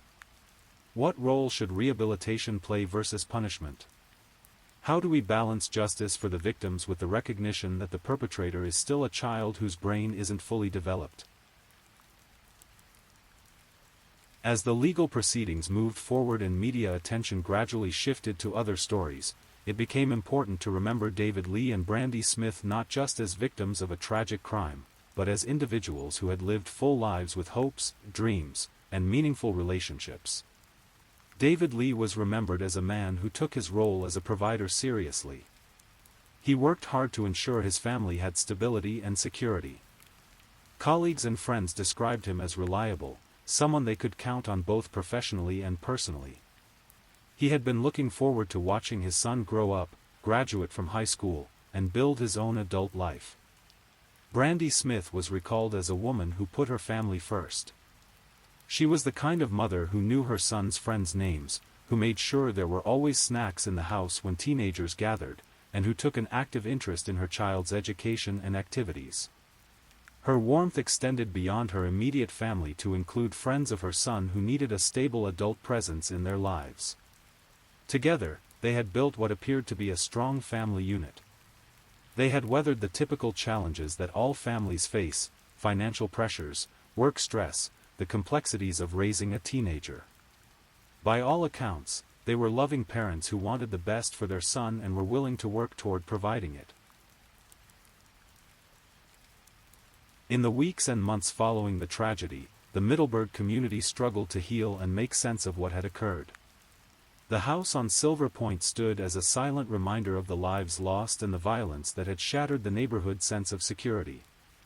Friends and extended family members had to navigate their grief while also grappling with complex feelings about Trevor. How do you mourn the loss of people you loved while also feeling compassion for the child who killed them? How do you maintain relationships with other family members who are also struggling with conflicting emotions? Kyrie Beeman and other friends of Trevor found themselves in a particularly difficult position. They had lost not only David and Brandy, who had been parental figures to them, but also their best friend, who would likely spend years in the juvenile justice system. The secondary trauma experienced by these young people added another layer of tragedy to an already devastating situation. The school district provided counseling services for students who knew the family, recognizing that the impact of such violence extends far beyond the immediate family circle. Teachers and administrators had to help students process not only the loss of life but also the disturbing reality that someone their own age could commit such violence. As time passed, mental health professionals, educators, and law enforcement officials used the case as an opportunity to examine how communities can better identify and respond to troubled teenagers before crises occur. While there were no obvious warning signs in Trevor's case, the tragedy highlighted the importance of maintaining open communication between parents and children, of taking teenage emotional distress seriously, and of ensuring that firearms are properly secured in homes with adolescents. The case also underscored the complexity of family relationships and the hidden pressures that can exist even in households that appear functional from the outside. Sometimes the families that look the most normal are the ones where problems are most deeply buried, where the pressure to maintain appearances prevents honest communication about serious issues. For law enforcement, the case provided insights into the mindset of juvenile offenders and the importance of handling such cases with sensitivity while still ensuring justice for victims. The fact that Trevor had turned himself in and cooperated with investigators suggested a level of remorse and understanding that could inform how similar cases are approached in the future. While the details of Trevor Lee's legal proceedings remained largely sealed due to his status as a minor, the case would ultimately be resolved within the juvenile justice system. The courts would need to balance the severity of his crimes with his age, his apparent remorse, and his potential for rehabilitation. Experts in juvenile law noted that cases involving such serious violence committed by young offenders present unique challenges. The goal of the juvenile justice system is traditionally rehabilitation rather than punishment, but when the crimes are as severe as double homicide, questions arise about whether rehabilitation is sufficient or appropriate. The families of the victims, both David and Brandy had extended family and friends who loved them, had to navigate their own feelings about justice and mercy. Some might call for Trevor to be tried as an adult and face the full consequences of his actions. Others might recognize that he was still a child who had made a terrible mistake and deserved a chance at redemption. Today, Middleburg continues to be a quiet, family-friendly community where neighbors know each other and children play safely in their yards. But for those who knew the Lee Smith family, the events of that August morning remain a sobering reminder of how quickly and completely life can change. The house where David and Brandy were killed has likely been sold to new owners who may or may not know the tragedy that occurred within its walls. The church where Trevor sought prayer and turned himself in continues to serve its congregation, perhaps with an added awareness of its role as a sanctuary for those in crisis. Kyrie Beeman and other friends of the family have grown older, graduated from high school, and moved on with their lives. But they carry with them the memory of David and Brandy's kindness and the shocking realization that their best friend was capable of such violence. These experiences have undoubtedly shaped their understanding of human nature and the fragility of the relationships we hold dear. The murders of David Lee and Brandy Smith remind us that tragedy can strike any family, in any community, at any time. Despite our best efforts to create safe, loving environments for our children, despite our attempts to communicate effectively and maintain strong family bonds, sometimes the unthinkable occurs. This case challenges us to look beyond the surface of family relationships and consider the complex emotional and psychological factors that influence adolescent behavior. It reminds us that the teenage years are a time of incredible vulnerability, when young people are struggling with identity, independence, and intense emotions they may not yet have the skills to manage effectively. Perhaps most importantly, it serves as a reminder of the preciousness of life and the devastating consequences that can result from a single moment of uncontrolled anger or despair. David Lee and Brandy Smith were taken from this world far too soon, their dreams and plans cut short by violence committed by the child they loved most. As we remember their lives and mourn their deaths, we must also hope that Trevor Lee can find a path toward healing and redemption, and that somehow, some good can come from this terrible tragedy. Whether through increased awareness of juvenile mental health issues, better communication within families, or simply a renewed commitment to cherishing the people we love while we have them, perhaps David and Brandy's legacy can include preventing similar tragedies in other families. The story of what happened in that Middleburg home on that August night will continue to resonate with everyone who knew the family and everyone who has heard their story.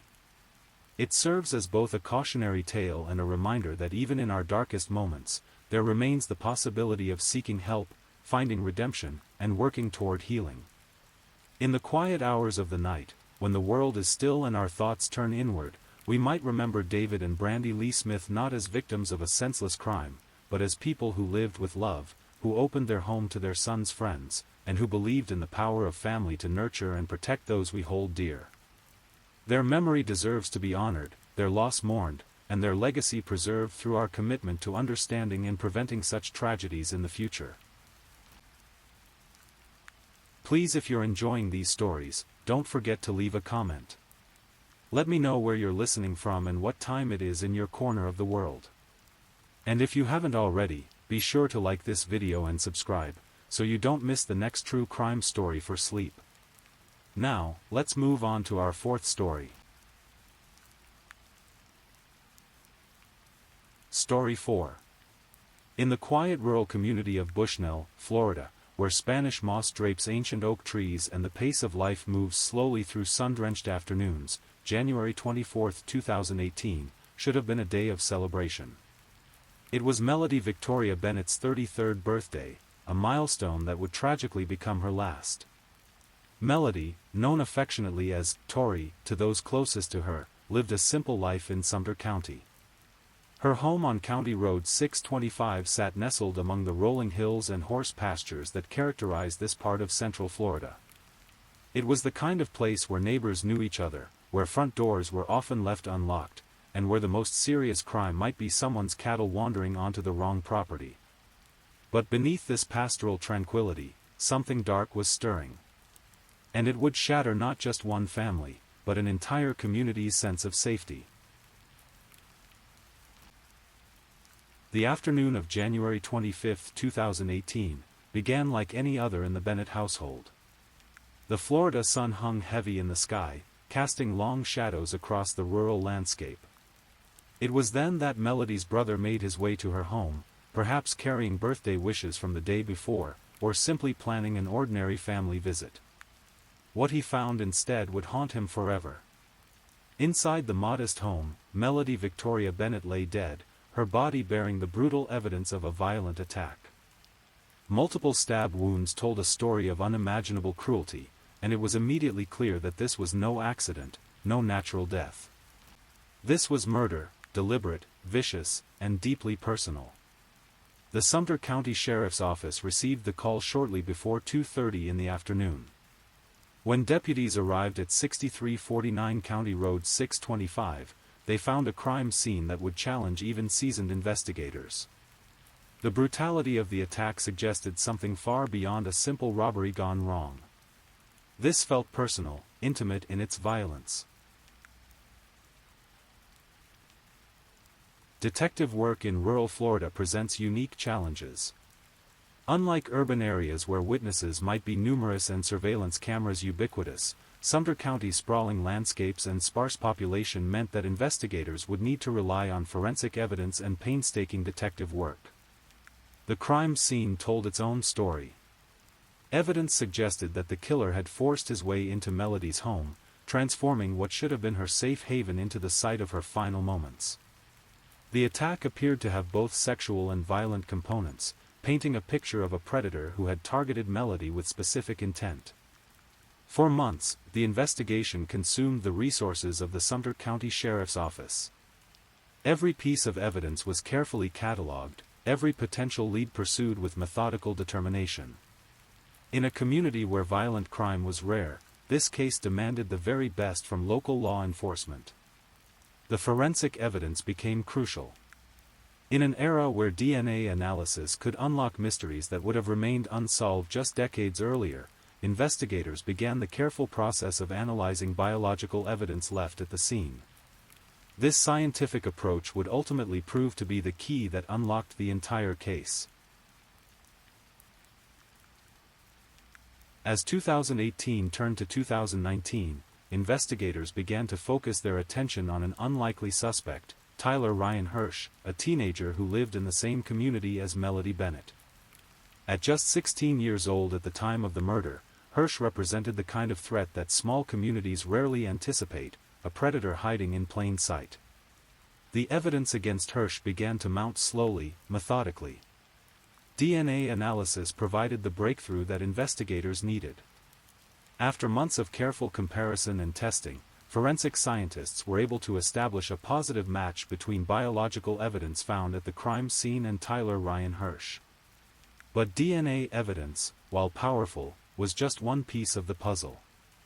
Investigators began to examine Hirsch's movements and behavior in the days following Melody's murder. What they discovered painted a disturbing picture of a young man attempting to conceal his involvement in a horrific crime. One particularly revealing detail emerged from an unexpected source: Hirsch's school. In the days following the murder, he had visited the school nurse, seeking treatment for cuts on his hands. When asked to explain these injuries, Hirsch was evasive, unable or unwilling to provide a coherent explanation for how he had sustained them. This detail, seemingly minor, took on enormous significance in light of the forensic evidence. Those cuts, investigators would later argue, were defensive wounds, evidence of the struggle that had taken place in Melody Bennett's home on her birthday. On January 17, 2019, nearly a year to the day after Melody's murder, Tyler Ryan Hirsch was taken into custody. By this time, he was 17 years old, still technically a juvenile but old enough to understand the gravity of the charges he faced. The arrest came after months of careful preparation by prosecutors and investigators. The case against Hirsch was built on a foundation of forensic evidence, circumstantial proof, and the kind of meticulous police work that transforms suspicions into legal certainty. Hirsch was charged with first-degree premeditated murder, a charge that reflected prosecutors' belief that Melody's death was not a crime of passion or opportunity, but a deliberate, planned attack. Additional charges included attempted sexual battery while armed and burglary of a dwelling while armed, charges that spoke to the full scope of the violence Melody had endured. The community reacted with a mixture of shock and relief.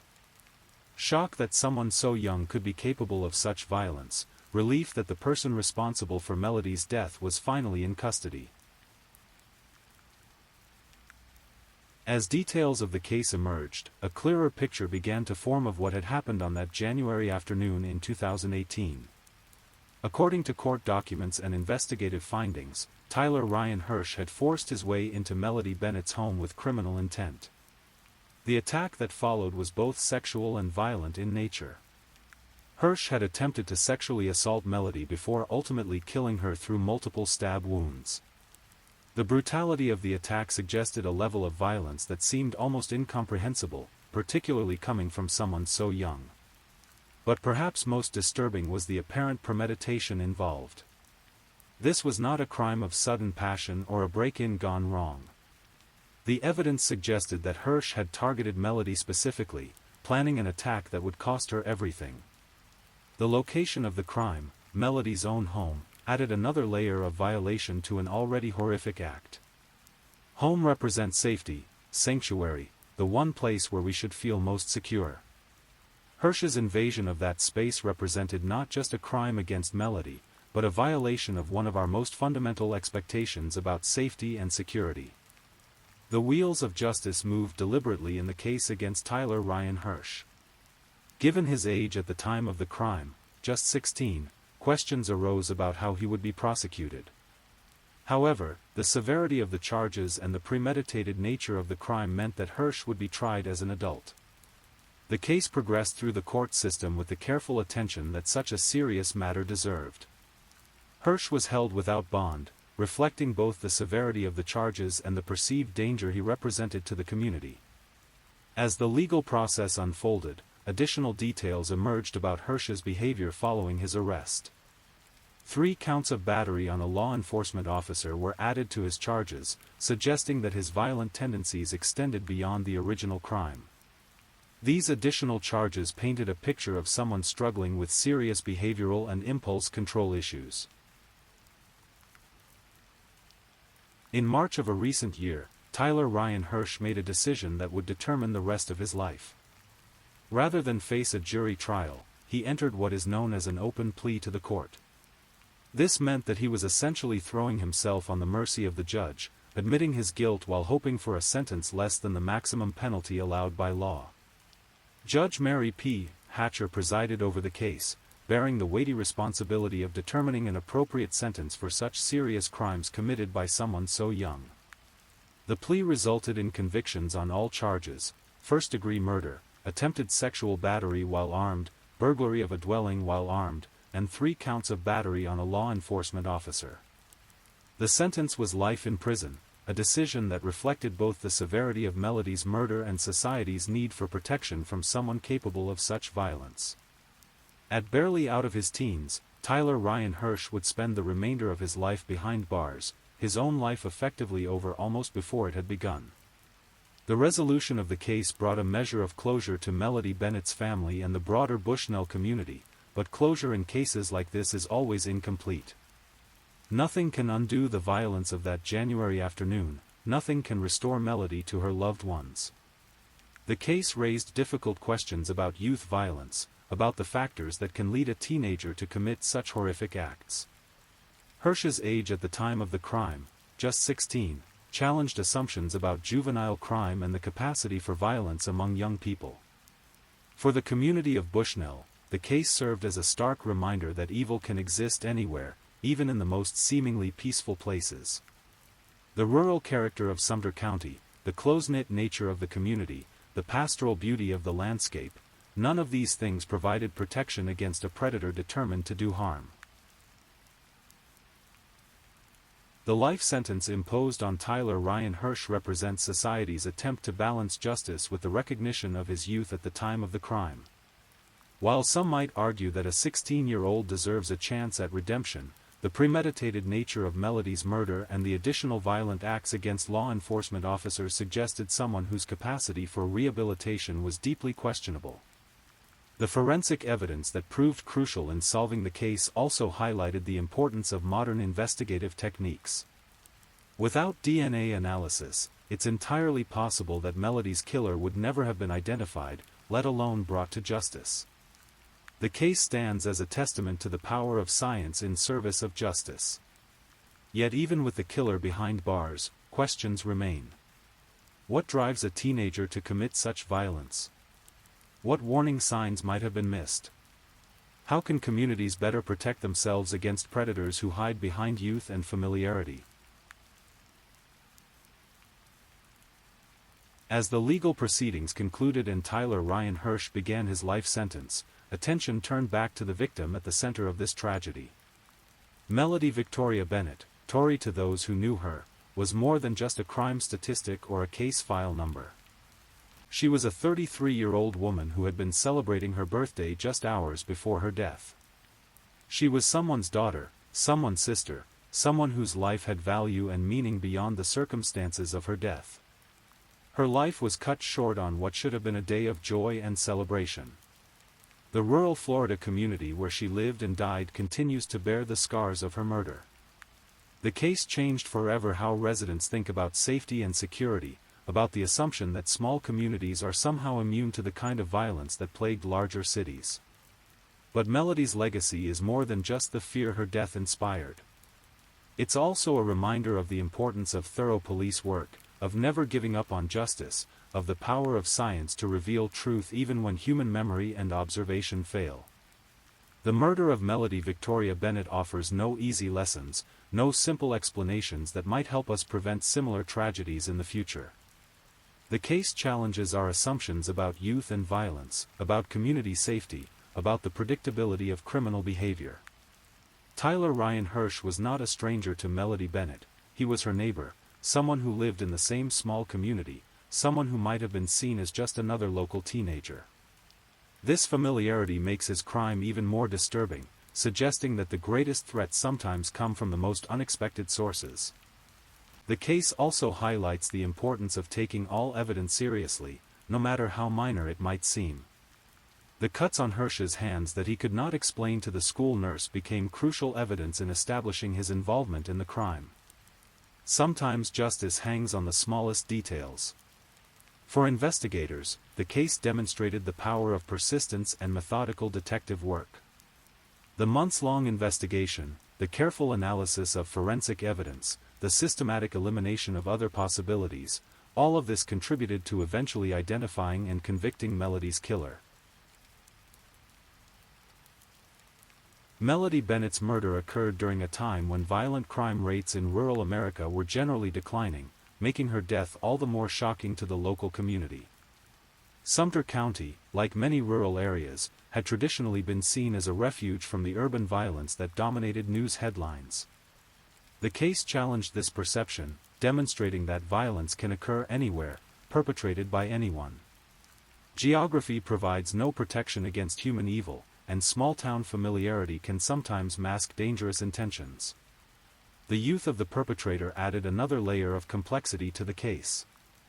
At 16, Tyler Ryan Hirsch was barely beyond childhood, yet capable of planning and executing a crime of stunning brutality. His case raises difficult questions about how society should handle juvenile offenders who commit adult crimes. The successful resolution of Melody Bennett's murder case stands as a testament to the professionalism and dedication of the Sumter County Sheriff's Office.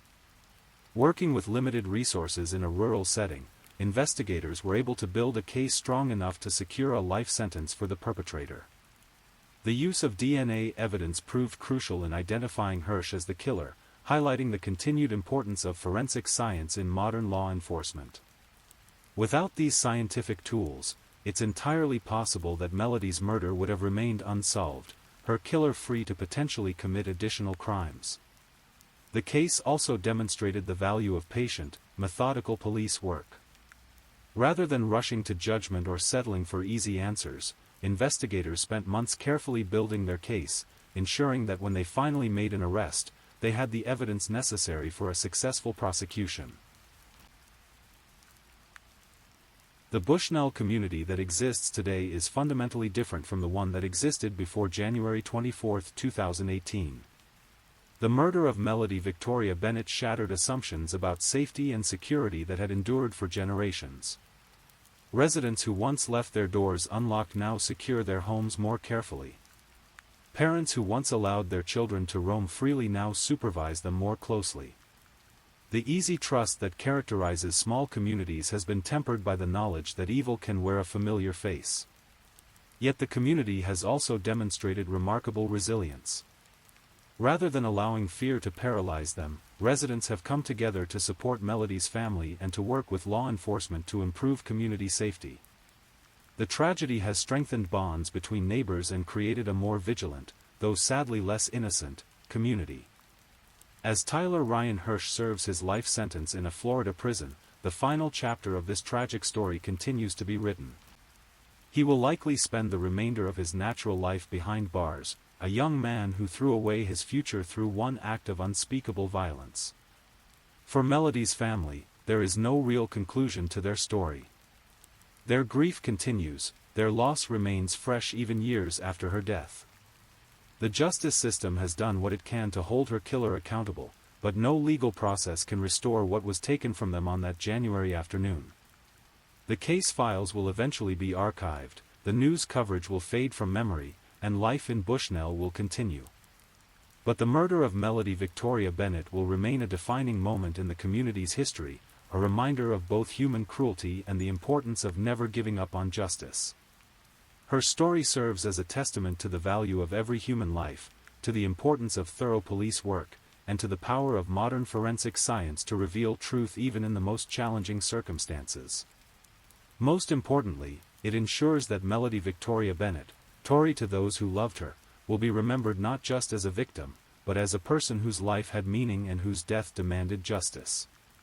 In the end, that may be the most fitting memorial of all, the knowledge that her killer will never again have the opportunity to harm another innocent person, and that the community she called home is safer because dedicated investigators refuse to let her death go unpunished.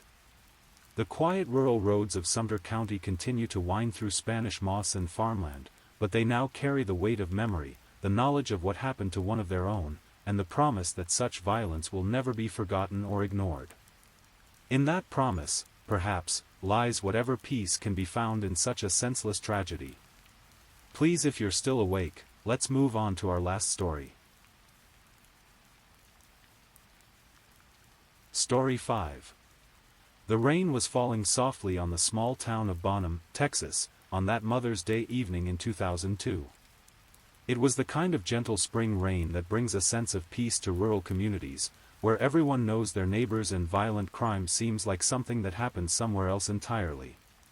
But sometimes, darkness finds its way into even the quietest corners of America, leaving behind mysteries that echo through generations.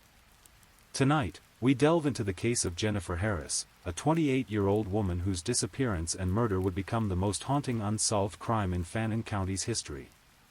This is a story that has captivated investigators, torn apart a small community, and left a family searching for answers for more than 2 decades.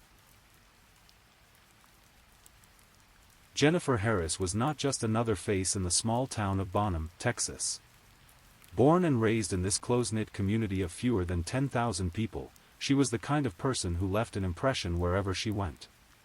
Her father, Jerry Harris, would later describe her as intelligent, ambitious, and full of life, traits that had carried her far from her humble beginnings. After graduating from Stephen F. Austin University, Jennifer had built something remarkable for herself. She owned and operated a massage and wellness center in Frisco, about an hour's drive south of Bonham. It was 2002, and the wellness industry was just beginning to boom. Jennifer had positioned herself at the forefront of this movement, creating a business that combined her education with her natural desire to help others heal and feel better about themselves. But success hadn't changed Jennifer's connection to her roots. She regularly returned to Bonham to visit family and friends, maintaining the bonds that had shaped her childhood. Those who knew her described a woman who had managed to balance professional ambition with small-town values, someone who had made it in the bigger world but never forgot where she came from. At 28, Jennifer seemed to have everything going for her. Her business was thriving, she maintained close relationships with family and friends, and she had built a life that reflected both her dreams and her values. But beneath the surface, like in many small towns, there were undercurrents and complexities that would only become apparent after tragedy struck. The Jennifer Harris that friends and family knew was confident and independent, the type of person who made careful decisions and didn't take unnecessary risks. She was practical, grounded, and had a strong sense of self-preservation. These details would become crucial later, as investigators tried to piece together how such a cautious person could have ended up in such dire circumstances. May 12, 2002, was a Mother's Day that started like any other in Bonham. The weather had been unsettled, with spring rains coming and going throughout the day. For Jennifer, it was a day to spend time with friends and perhaps reflect on the life she was building for herself. That evening, Jennifer was visiting her close friend Christy Farr at Christy's home in Bonham. The two women had a comfortable friendship, the kind built over years of shared experiences and mutual trust. They spent the early part of the evening together, catching up, talking, and enjoying each other's company while the rain fell intermittently outside. As the evening progressed, something changed. Around 8 p.m., Jennifer suddenly announced that she needed to leave. She told Christy that she had to meet up with someone, but she didn't elaborate on who or where. This wasn't entirely unusual. Jennifer was an adult with her own life and obligations, but there was something in her manner that would stick with Christie later. Jennifer gathered her things and headed out into the damp Texas evening. She climbed into her green 2000 Jeep Wrangler, a vehicle that suited her independent personality perfectly. The last image Christie had of her friend was Jennifer driving away into the darkness, presumably to meet whoever had called her away from their evening together. What happened next would remain a mystery for decades to come. Jennifer, a woman known for her reliability and communication, simply vanished into the Texas night. She didn't return home that evening. She didn't call anyone to explain her absence. For a woman who lived a structured, professional life, this silence was immediately concerning to those who knew her best. The hours that followed Jennifer's departure from Christie's house represent a void in the timeline of her life, a black hole of unknown events that investigators would spend years trying to illuminate. Somewhere in those missing hours, Jennifer Harris encountered the person or persons who would end her life, but the circumstances of that meeting remained shrouded in mystery. When Jennifer failed to return home or make contact with anyone by the following day, concern quickly turned to alarm. This wasn't like her. Jennifer was responsible, communicative, and maintained regular contact with family and friends. Her sudden absence without explanation sent immediate warning signals to those who cared about her. The initial search efforts focused on the area around Bonham and the surrounding Fannin County countryside. Law enforcement, family members, and volunteers combed through the rural landscape, hoping to find some trace of Jennifer or her distinctive green Jeep Wrangler. The rolling hills and wooded areas of northeast Texas provided countless places where someone, or something, could be hidden. On May 13, the day after Jennifer's disappearance, searchers found the first clue in what would become a complex and troubling investigation. Jennifer's 2000 green Jeep Wrangler was discovered abandoned on a county road. The vehicle was found unlocked, with no immediate signs of struggle inside, but also with no indication of where Jennifer herself might have gone. The discovery of the abandoned Jeep transformed the case from a missing person investigation into something much more serious. The location where the vehicle was found didn't make logical sense for Jennifer's known movements. There was no mechanical reason for the car to be there, no rational explanation for why Jennifer would have abandoned it in such a remote location. For 6 agonizing days, the search continued with increasing intensity. Every day that passed without finding Jennifer alive decreased the likelihood of a positive outcome. Family members maintained hope while fearing the worst. The community of Bonham, unaccustomed to such drama, found itself gripped by the uncertainty and growing dread. Then, on May 18, 2002, 6 days after Jennifer's disappearance, the terrible truth was revealed. Fishermen on the Red River, the waterway that forms the border between Texas and Oklahoma, made a discovery that would haunt them forever. Floating in the muddy waters of the Red River, they found the nude body of Jennifer Harris. The discovery of Jennifer's body marked the beginning of what should have been a thorough homicide investigation, but what actually unfolded was a series of missteps and oversights that would plague the case for decades to come. The condition of Jennifer's body and the circumstances of its discovery immediately told investigators they were dealing with a violent crime, but the initial response was far from adequate. Jennifer's body showed clear signs of trauma. She had suffered blunt force trauma, evidenced by a severely swollen right eye among other injuries. The medical examination would reveal even more disturbing details. Her female reproductive organs had been forcibly removed, a detail that added a particularly horrifying dimension to an already heinous crime. The medical examiner's office classified Jennifer's death as homicidal violence, but despite the obvious signs of foul play, the exact cause of death could not be definitively determined due to decomposition and the time the body had spent in the river. This ambiguity would become one of many frustrating aspects of the investigation. From the very beginning, the investigation was hampered by what many would later characterize as fundamental errors in procedure and evidence handling. Critical pieces of evidence, including Jennifer's car keys, clothing, and laptop computer, were either contaminated or went missing entirely. These weren't minor oversights, they were catastrophic failures that would compromise the investigation for years to come. The small-town nature of the Fannin County Sheriff's Office meant they were dealing with their first major homicide investigation in recent memory. While this might explain some of the initial confusion, it doesn't excuse the systematic failures that followed. Evidence that should have been carefully preserved and analyzed was instead mishandled or lost. Perhaps most significantly, it would be 2 full years before the Texas Rangers Cold Case Unit would assign a ranger to work on Jennifer's case. By that time, crucial early investigative opportunities had been missed, potential witnesses had scattered, and physical evidence had deteriorated or disappeared entirely. As investigators began to piece together Jennifer's final days, certain names kept surfacing in connection with her disappearance and murder. While no one was ever arrested or charged in connection with the case, 2 men in particular drew sustained attention from law enforcement and the community. James Hamilton was one individual who became a person of interest in the investigation. The exact nature of his connection to Jennifer and the specific reasons for investigative interest in him were never fully disclosed publicly, but his name became associated with the case in ways that would persist for years. Despite the attention, Hamilton was never arrested or charged with any crime related to Jennifer's murder. Rob Holman was another person who attracted investigative scrutiny.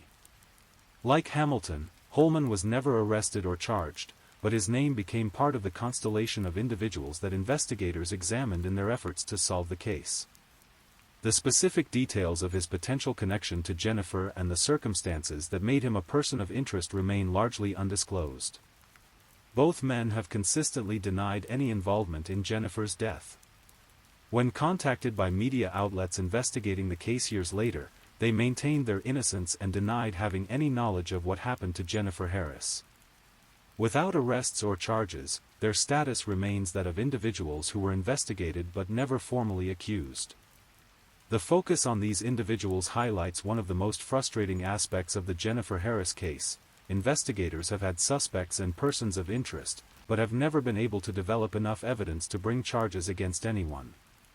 This suggests that while law enforcement may have theories about what happened, the evidentiary gaps created by the botched initial investigation have made prosecution impossible. The community of Bonham, hungry for answers and justice, has speculated extensively about these and other potential suspects. In a small town where everyone knows everyone, rumors and theories have flourished in the absence of official resolution. But speculation and rumor, however persistent, cannot substitute for the physical evidence and testimony needed to solve the case definitively. Jerry Harris lost his daughter in the most terrible way imaginable, but he refused to let her memory fade into the cold case files that fill police departments across America. From the moment Jennifer's body was discovered, Jerry Harris became not just a grieving father, but a determined advocate for justice who would spend decades pushing for answers. Jerry's frustration with the investigation was evident from the early days. He watched as evidence disappeared, as leads were not properly followed, and as the case grew cold despite what seemed like promising avenues of inquiry. For a father who had lost his intelligent, ambitious daughter in such a brutal fashion, the investigative failures were almost as painful as the loss itself. Over the years, Jerry Harris became the case's most persistent voice. He gave interviews, cooperated with documentary filmmakers, and worked with anyone who showed genuine interest in solving Jennifer's murder. His dedication never wavered, even as years turned into decades and the likelihood of resolution seemed to diminish. Jerry's commitment to finding Jennifer's killer went beyond simple grief or a desire for closure. He believed, and continued to believe, that someone in the community knew what had happened to his daughter. In a town the size of Bonham, he reasoned, a crime this significant couldn't have occurred in complete isolation. Someone had seen something, heard something, or knew something that could break the case open. The father's persistence kept Jennifer's case in the public eye when it might otherwise have been forgotten. He worked with cold case investigators, private detectives, and journalists who showed interest in the story. His willingness to relive the painful details of his daughter's murder over and over again demonstrated a level of determination that few could maintain for so many years. Jerry Harris also believed that Jennifer had been pregnant at the time of her death, a detail that would add another layer of tragedy to an already horrific crime. While this was never definitively confirmed, the forcible removal of Jennifer's reproductive organs suggested that if she had been pregnant, the perpetrator had gone to great lengths to eliminate any evidence of that pregnancy. As the years passed and Jennifer's case remained unsolved, details began to emerge about just how badly the initial investigation had been handled. These revelations were devastating not only for the Harris family but for anyone hoping that justice might eventually be served. The most shocking revelation was that crucial evidence had been stored improperly, leading to its destruction. Water had leaked into storage containers holding key pieces of evidence, effectively destroying items that might have contained DNA, fingerprints, or other forensic clues that could have identified Jennifer's killer. This wasn't a minor oversight, it was a catastrophic failure that eliminated potential pathways to solving the case. Jennifer's personal belongings, including her laptop computer, were among the items that were either lost or contaminated. In 2002, digital forensics were becoming increasingly important in criminal investigations, and a victim's computer could contain crucial information about their contacts, communications, and activities leading up to their death. The loss of Jennifer's laptop represented a significant investigative dead end. The mishandling of physical evidence was equally problematic. Items that should have been carefully catalogued, tested, and preserved were instead allowed to deteriorate or disappear entirely. This meant that even when new forensic techniques became available in later years, there was nothing left to test. Perhaps most frustrating of all was the delay in bringing experienced homicide investigators into the case. The 2-year gap before Texas Rangers became involved meant that crucial early investigative opportunities were missed. Witnesses' memories faded, physical evidence degraded, and the trail grew cold while the case languished with investigators who lacked the experience and resources to handle such a complex crime. These investigative failures had consequences that extended far beyond the Harris case.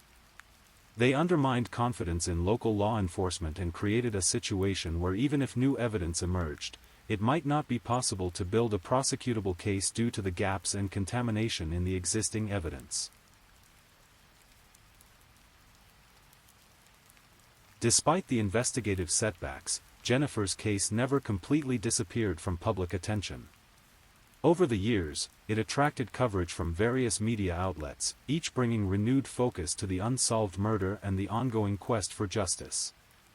In 2018, CBS's 48 Hours featured Jennifer's case in an episode titled "Murder on Red River." The national exposure brought new attention to the case and renewed pressure on law enforcement to find answers. The program highlighted many of the investigative failures and gave Jerry Harris a platform to share his ongoing frustration and determination. The media attention served multiple purposes. It kept Jennifer's name and story in the public consciousness, potentially reaching someone who might have crucial information about the case. It also maintained pressure on law enforcement agencies to continue working on the case rather than letting it fade into forgotten archives. Various podcasts and online true crime communities also picked up Jennifer's story, each bringing their own analysis and theories to the case. While this amateur investigation work rarely produces definitive answers, it demonstrates the enduring public interest in unsolved cases and the power of collective attention to keep cold cases alive. Private investigators and volunteer researchers became involved in the case over the years, offering their services to the Harris family and working to uncover new leads or re-examine existing evidence. Jim Holloway, a freelance investigator, volunteered to look into the case in 2009 and became convinced that there was still plenty of evidence that investigators had never properly examined. The continued media attention also revealed the ongoing impact of Jennifer's murder on the Bonham community. In a town where major violent crime was rare, Jennifer's case had become part of the local folklore, a dark chapter that residents couldn't forget and couldn't resolve. In the absence of official answers, theories about what happened to Jennifer Harris have proliferated over the years. Some of these theories are based on evidence and logical deduction, while others represent the kind of speculation that inevitably grows around unsolved cases. One persistent theory centers on the idea that Jennifer knew her killer. The circumstances of her disappearance, leaving Christie's house to meet someone, with no signs of a struggle at her abandoned vehicle, suggest that she may have gone willingly with whoever ultimately killed her. This implies a level of trust or familiarity that points towards someone in Jennifer's social circle. The brutal nature of Jennifer's murder, particularly the removal of her reproductive organs, has led to speculation about the killer's motives. Some have theorized that this was an attempt to eliminate evidence of pregnancy, while others see it as the work of someone with specific psychological pathologies or medical knowledge. The timing of Jennifer's murder has also generated theories. Mother's Day 2002 was not randomly chosen, some speculate, but may have held specific significance for the killer. Whether this significance related to Jennifer's potential pregnancy, the killer's own psychological issues, or some other factor remains unknown. Local speculation has focused on individuals who were part of Jennifer's social and professional circles.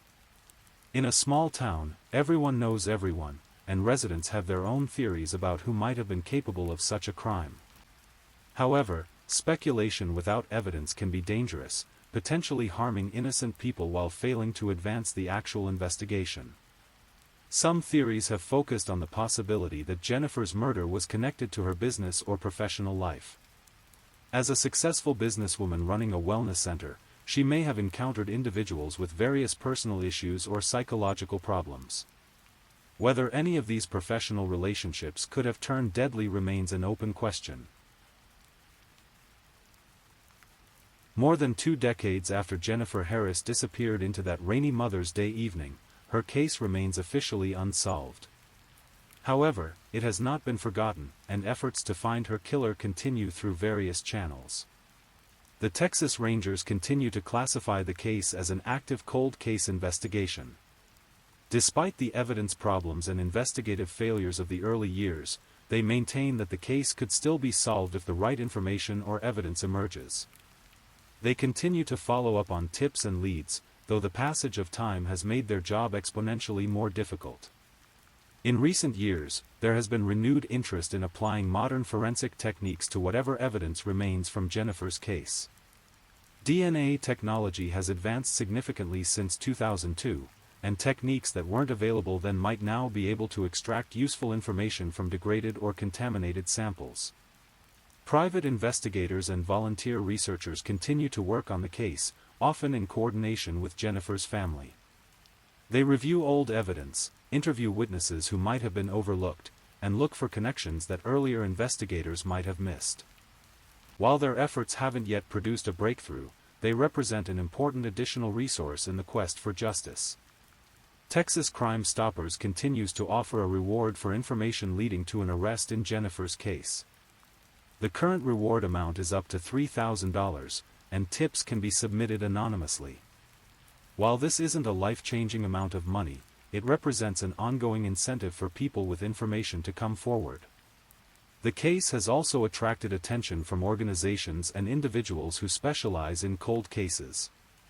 These groups bring fresh perspectives and often have access to resources that might not be available to traditional law enforcement agencies.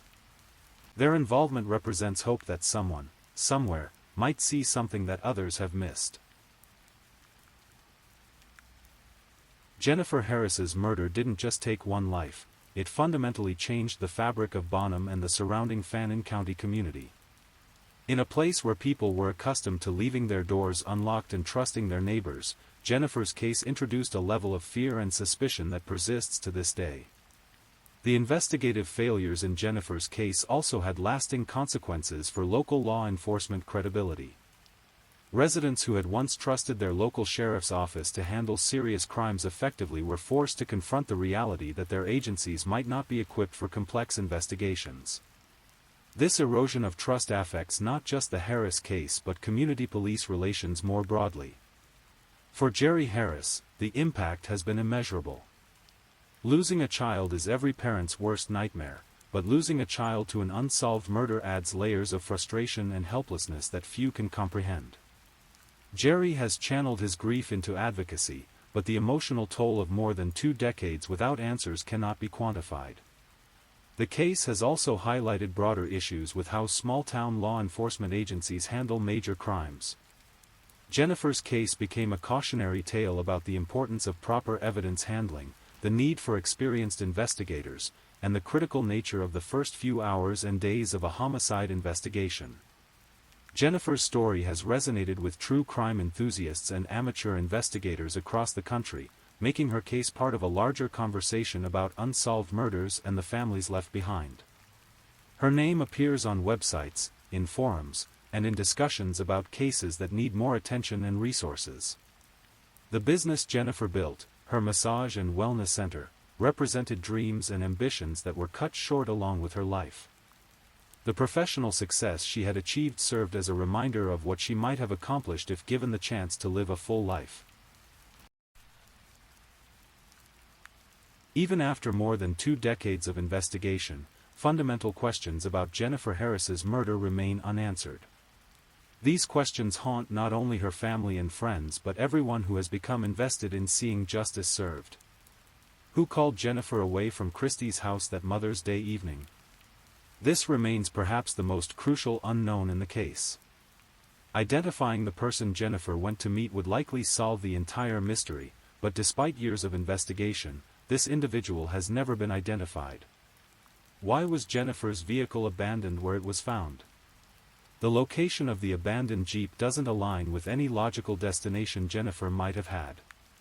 Understanding the significance of this location could provide important clues about what happened during Jennifer's final hours. What was the motive for Jennifer's murder? The brutal nature of the crime, particularly the removal of her reproductive organs, suggests a deeply personal motive or severe psychological disturbance. Without understanding the why, it becomes much harder to identify the who. Was Jennifer pregnant at the time of her death? Her father believed she was, and the nature of her injury suggests the possibility, but this was never definitively established. If Jennifer was pregnant, it would add another dimension to understanding potential motives for her murder. How many people were involved in Jennifer's murder? While it's possible that one person could have committed this crime alone, the complexity of disposing of both Jennifer's body and her vehicle suggests that multiple people might have been involved. What evidence, if any, still exists that could solve the case? Given the investigative failures and evidence degradation, it's unclear what physical evidence might still be available for testing with modern forensic techniques. Despite the passage of time and the numerous setbacks, those who knew Jennifer Harris refuse to give up hope that her case will eventually be solved. This hope is based on several factors that keep the possibility of resolution alive. Advances in forensic science continue to offer new possibilities for examining old evidence. DNA extraction techniques that didn't exist in 2002 might now be able to find genetic material in samples that were previously thought to be unusable. Similarly, other forensic technologies continue to evolve in ways that could breathe new life into cold cases. The continued media attention and public interest in Jennifer's case means that it remains in the public consciousness. Someone, somewhere, likely knows something about what happened to Jennifer. The ongoing coverage increases the chances that this person might eventually come forward, whether motivated by conscience, the reward money, or changing circumstances in their own life. Generational changes in the community might also work in favor of solving the case. People who might have been afraid to speak up 20 years ago, whether due to loyalty, fear, or other concerns, might now be more willing to share what they know. Death, divorce, and other life changes can alter relationships and loyalties in ways that might free someone to tell the truth. The involvement of experienced cold case investigators and private researchers brings fresh perspectives to evidence and theories that have been examined many times before. Sometimes it takes new eyes to see patterns or connections that others have missed. Technological advances beyond forensics might also help. Enhanced database systems, improved communication between law enforcement agencies, and better information sharing could potentially connect Jennifer's case to other crimes or suspects that weren't previously linked. Jennifer Harris's case has become more than just an unsolved murder, it has become a case study in how not to handle a homicide investigation. The numerous failures and missteps serve as important lessons for law enforcement agencies, particularly smaller departments that might not frequently deal with major crimes. The importance of proper evidence handling cannot be overstated. The contamination and loss of crucial evidence in Jennifer's case demonstrates how investigative failures can have consequences that last decades. Modern law enforcement training emphasizes evidence preservation as a fundamental skill that can make or break a case. The need for experienced investigators to be involved in complex cases from the beginning is another crucial lesson. The 2-year delay before bringing in Texas Rangers meant that critical early investigative opportunities were missed. Small departments need to recognize when they're in over their heads and call for help immediately, not years later. The value of community involvement and media attention in keeping cases alive has been clearly demonstrated by Jennifer's case. Without the persistent efforts of her family and the continued coverage by various media outlets, her case might have been forgotten entirely. This highlights the important role that public attention plays in keeping pressure on law enforcement to continue working on unsolved cases. The case also demonstrates the limitations of speculation and theory in the absence of solid evidence. While public interest and amateur investigation can be helpful, they can also generate false leads and harmful rumors. The balance between maintaining public interest and avoiding damaging speculation is a delicate one. Jennifer's case illustrates the profound and lasting impact that unsolved crimes have on families and communities. The ripple effects of her murder continue to be felt more than 2 decades later, affecting not just her immediate family but the entire fabric of her hometown community. As we reach the end of Jennifer Harris's story, we're left not with resolution but with the same questions that have haunted this case for more than 20 years. Jennifer was a young woman with dreams, ambitions, and a bright future ahead of her. She was someone's daughter, someone's friend, someone who mattered. On that rainy Mother's Day evening in 2002, Jennifer left her friend's house to meet someone. She climbed into her green Jeep Wrangler and drove off into the Texas night, never to be seen alive again. 6 days later, fishermen on the Red River found her body, beginning a quest for justice that continues to this day. The investigation into Jennifer's murder has been marked by failures, setbacks, and lost opportunities. Evidence has been contaminated or lost, leads have gone cold, and decades have passed without arrests or charges. Yet the case remains officially active, and those who knew Jennifer refuse to give up hope for resolution. Jennifer's father, Jerry Harris, has spent more than half his remaining years fighting for justice for his daughter. His persistence and dedication have kept her case in the public eye and maintained pressure on law enforcement to continue their efforts. His example demonstrates the profound love of a parent and the lengths to which people will go in the pursuit of truth. The town of Bonham, Texas, has been forever changed by Jennifer's murder. What was once a quiet community where people trusted their neighbors and felt safe has been forced to confront the reality that evil can strike anywhere, at any time. The unsolved nature of the case has left residents with lingering questions and concerns that affect them to this day. Jennifer Harris deserved better. She deserved to live her life, to fulfill her dreams, to make her mark on the world. She deserved a thorough investigation when she was murdered, and she deserves justice now, more than 2 decades later. Her case serves as a reminder that behind every unsolved crime is a real person whose life mattered, whose death deserves answers, and whose memory demands that we never stop seeking the truth. As you drift off to sleep tonight, remember Jennifer Harris. Remember that somewhere out there, someone knows what happened to her on that Mother's Day evening in 2002. Someone knows who called her away from her friend's house, who she went to meet, and what transpired in those final hours of her life. Perhaps someday, that someone will find the courage to come forward. Perhaps new evidence will emerge, or new technology will unlock secrets hidden in old evidence.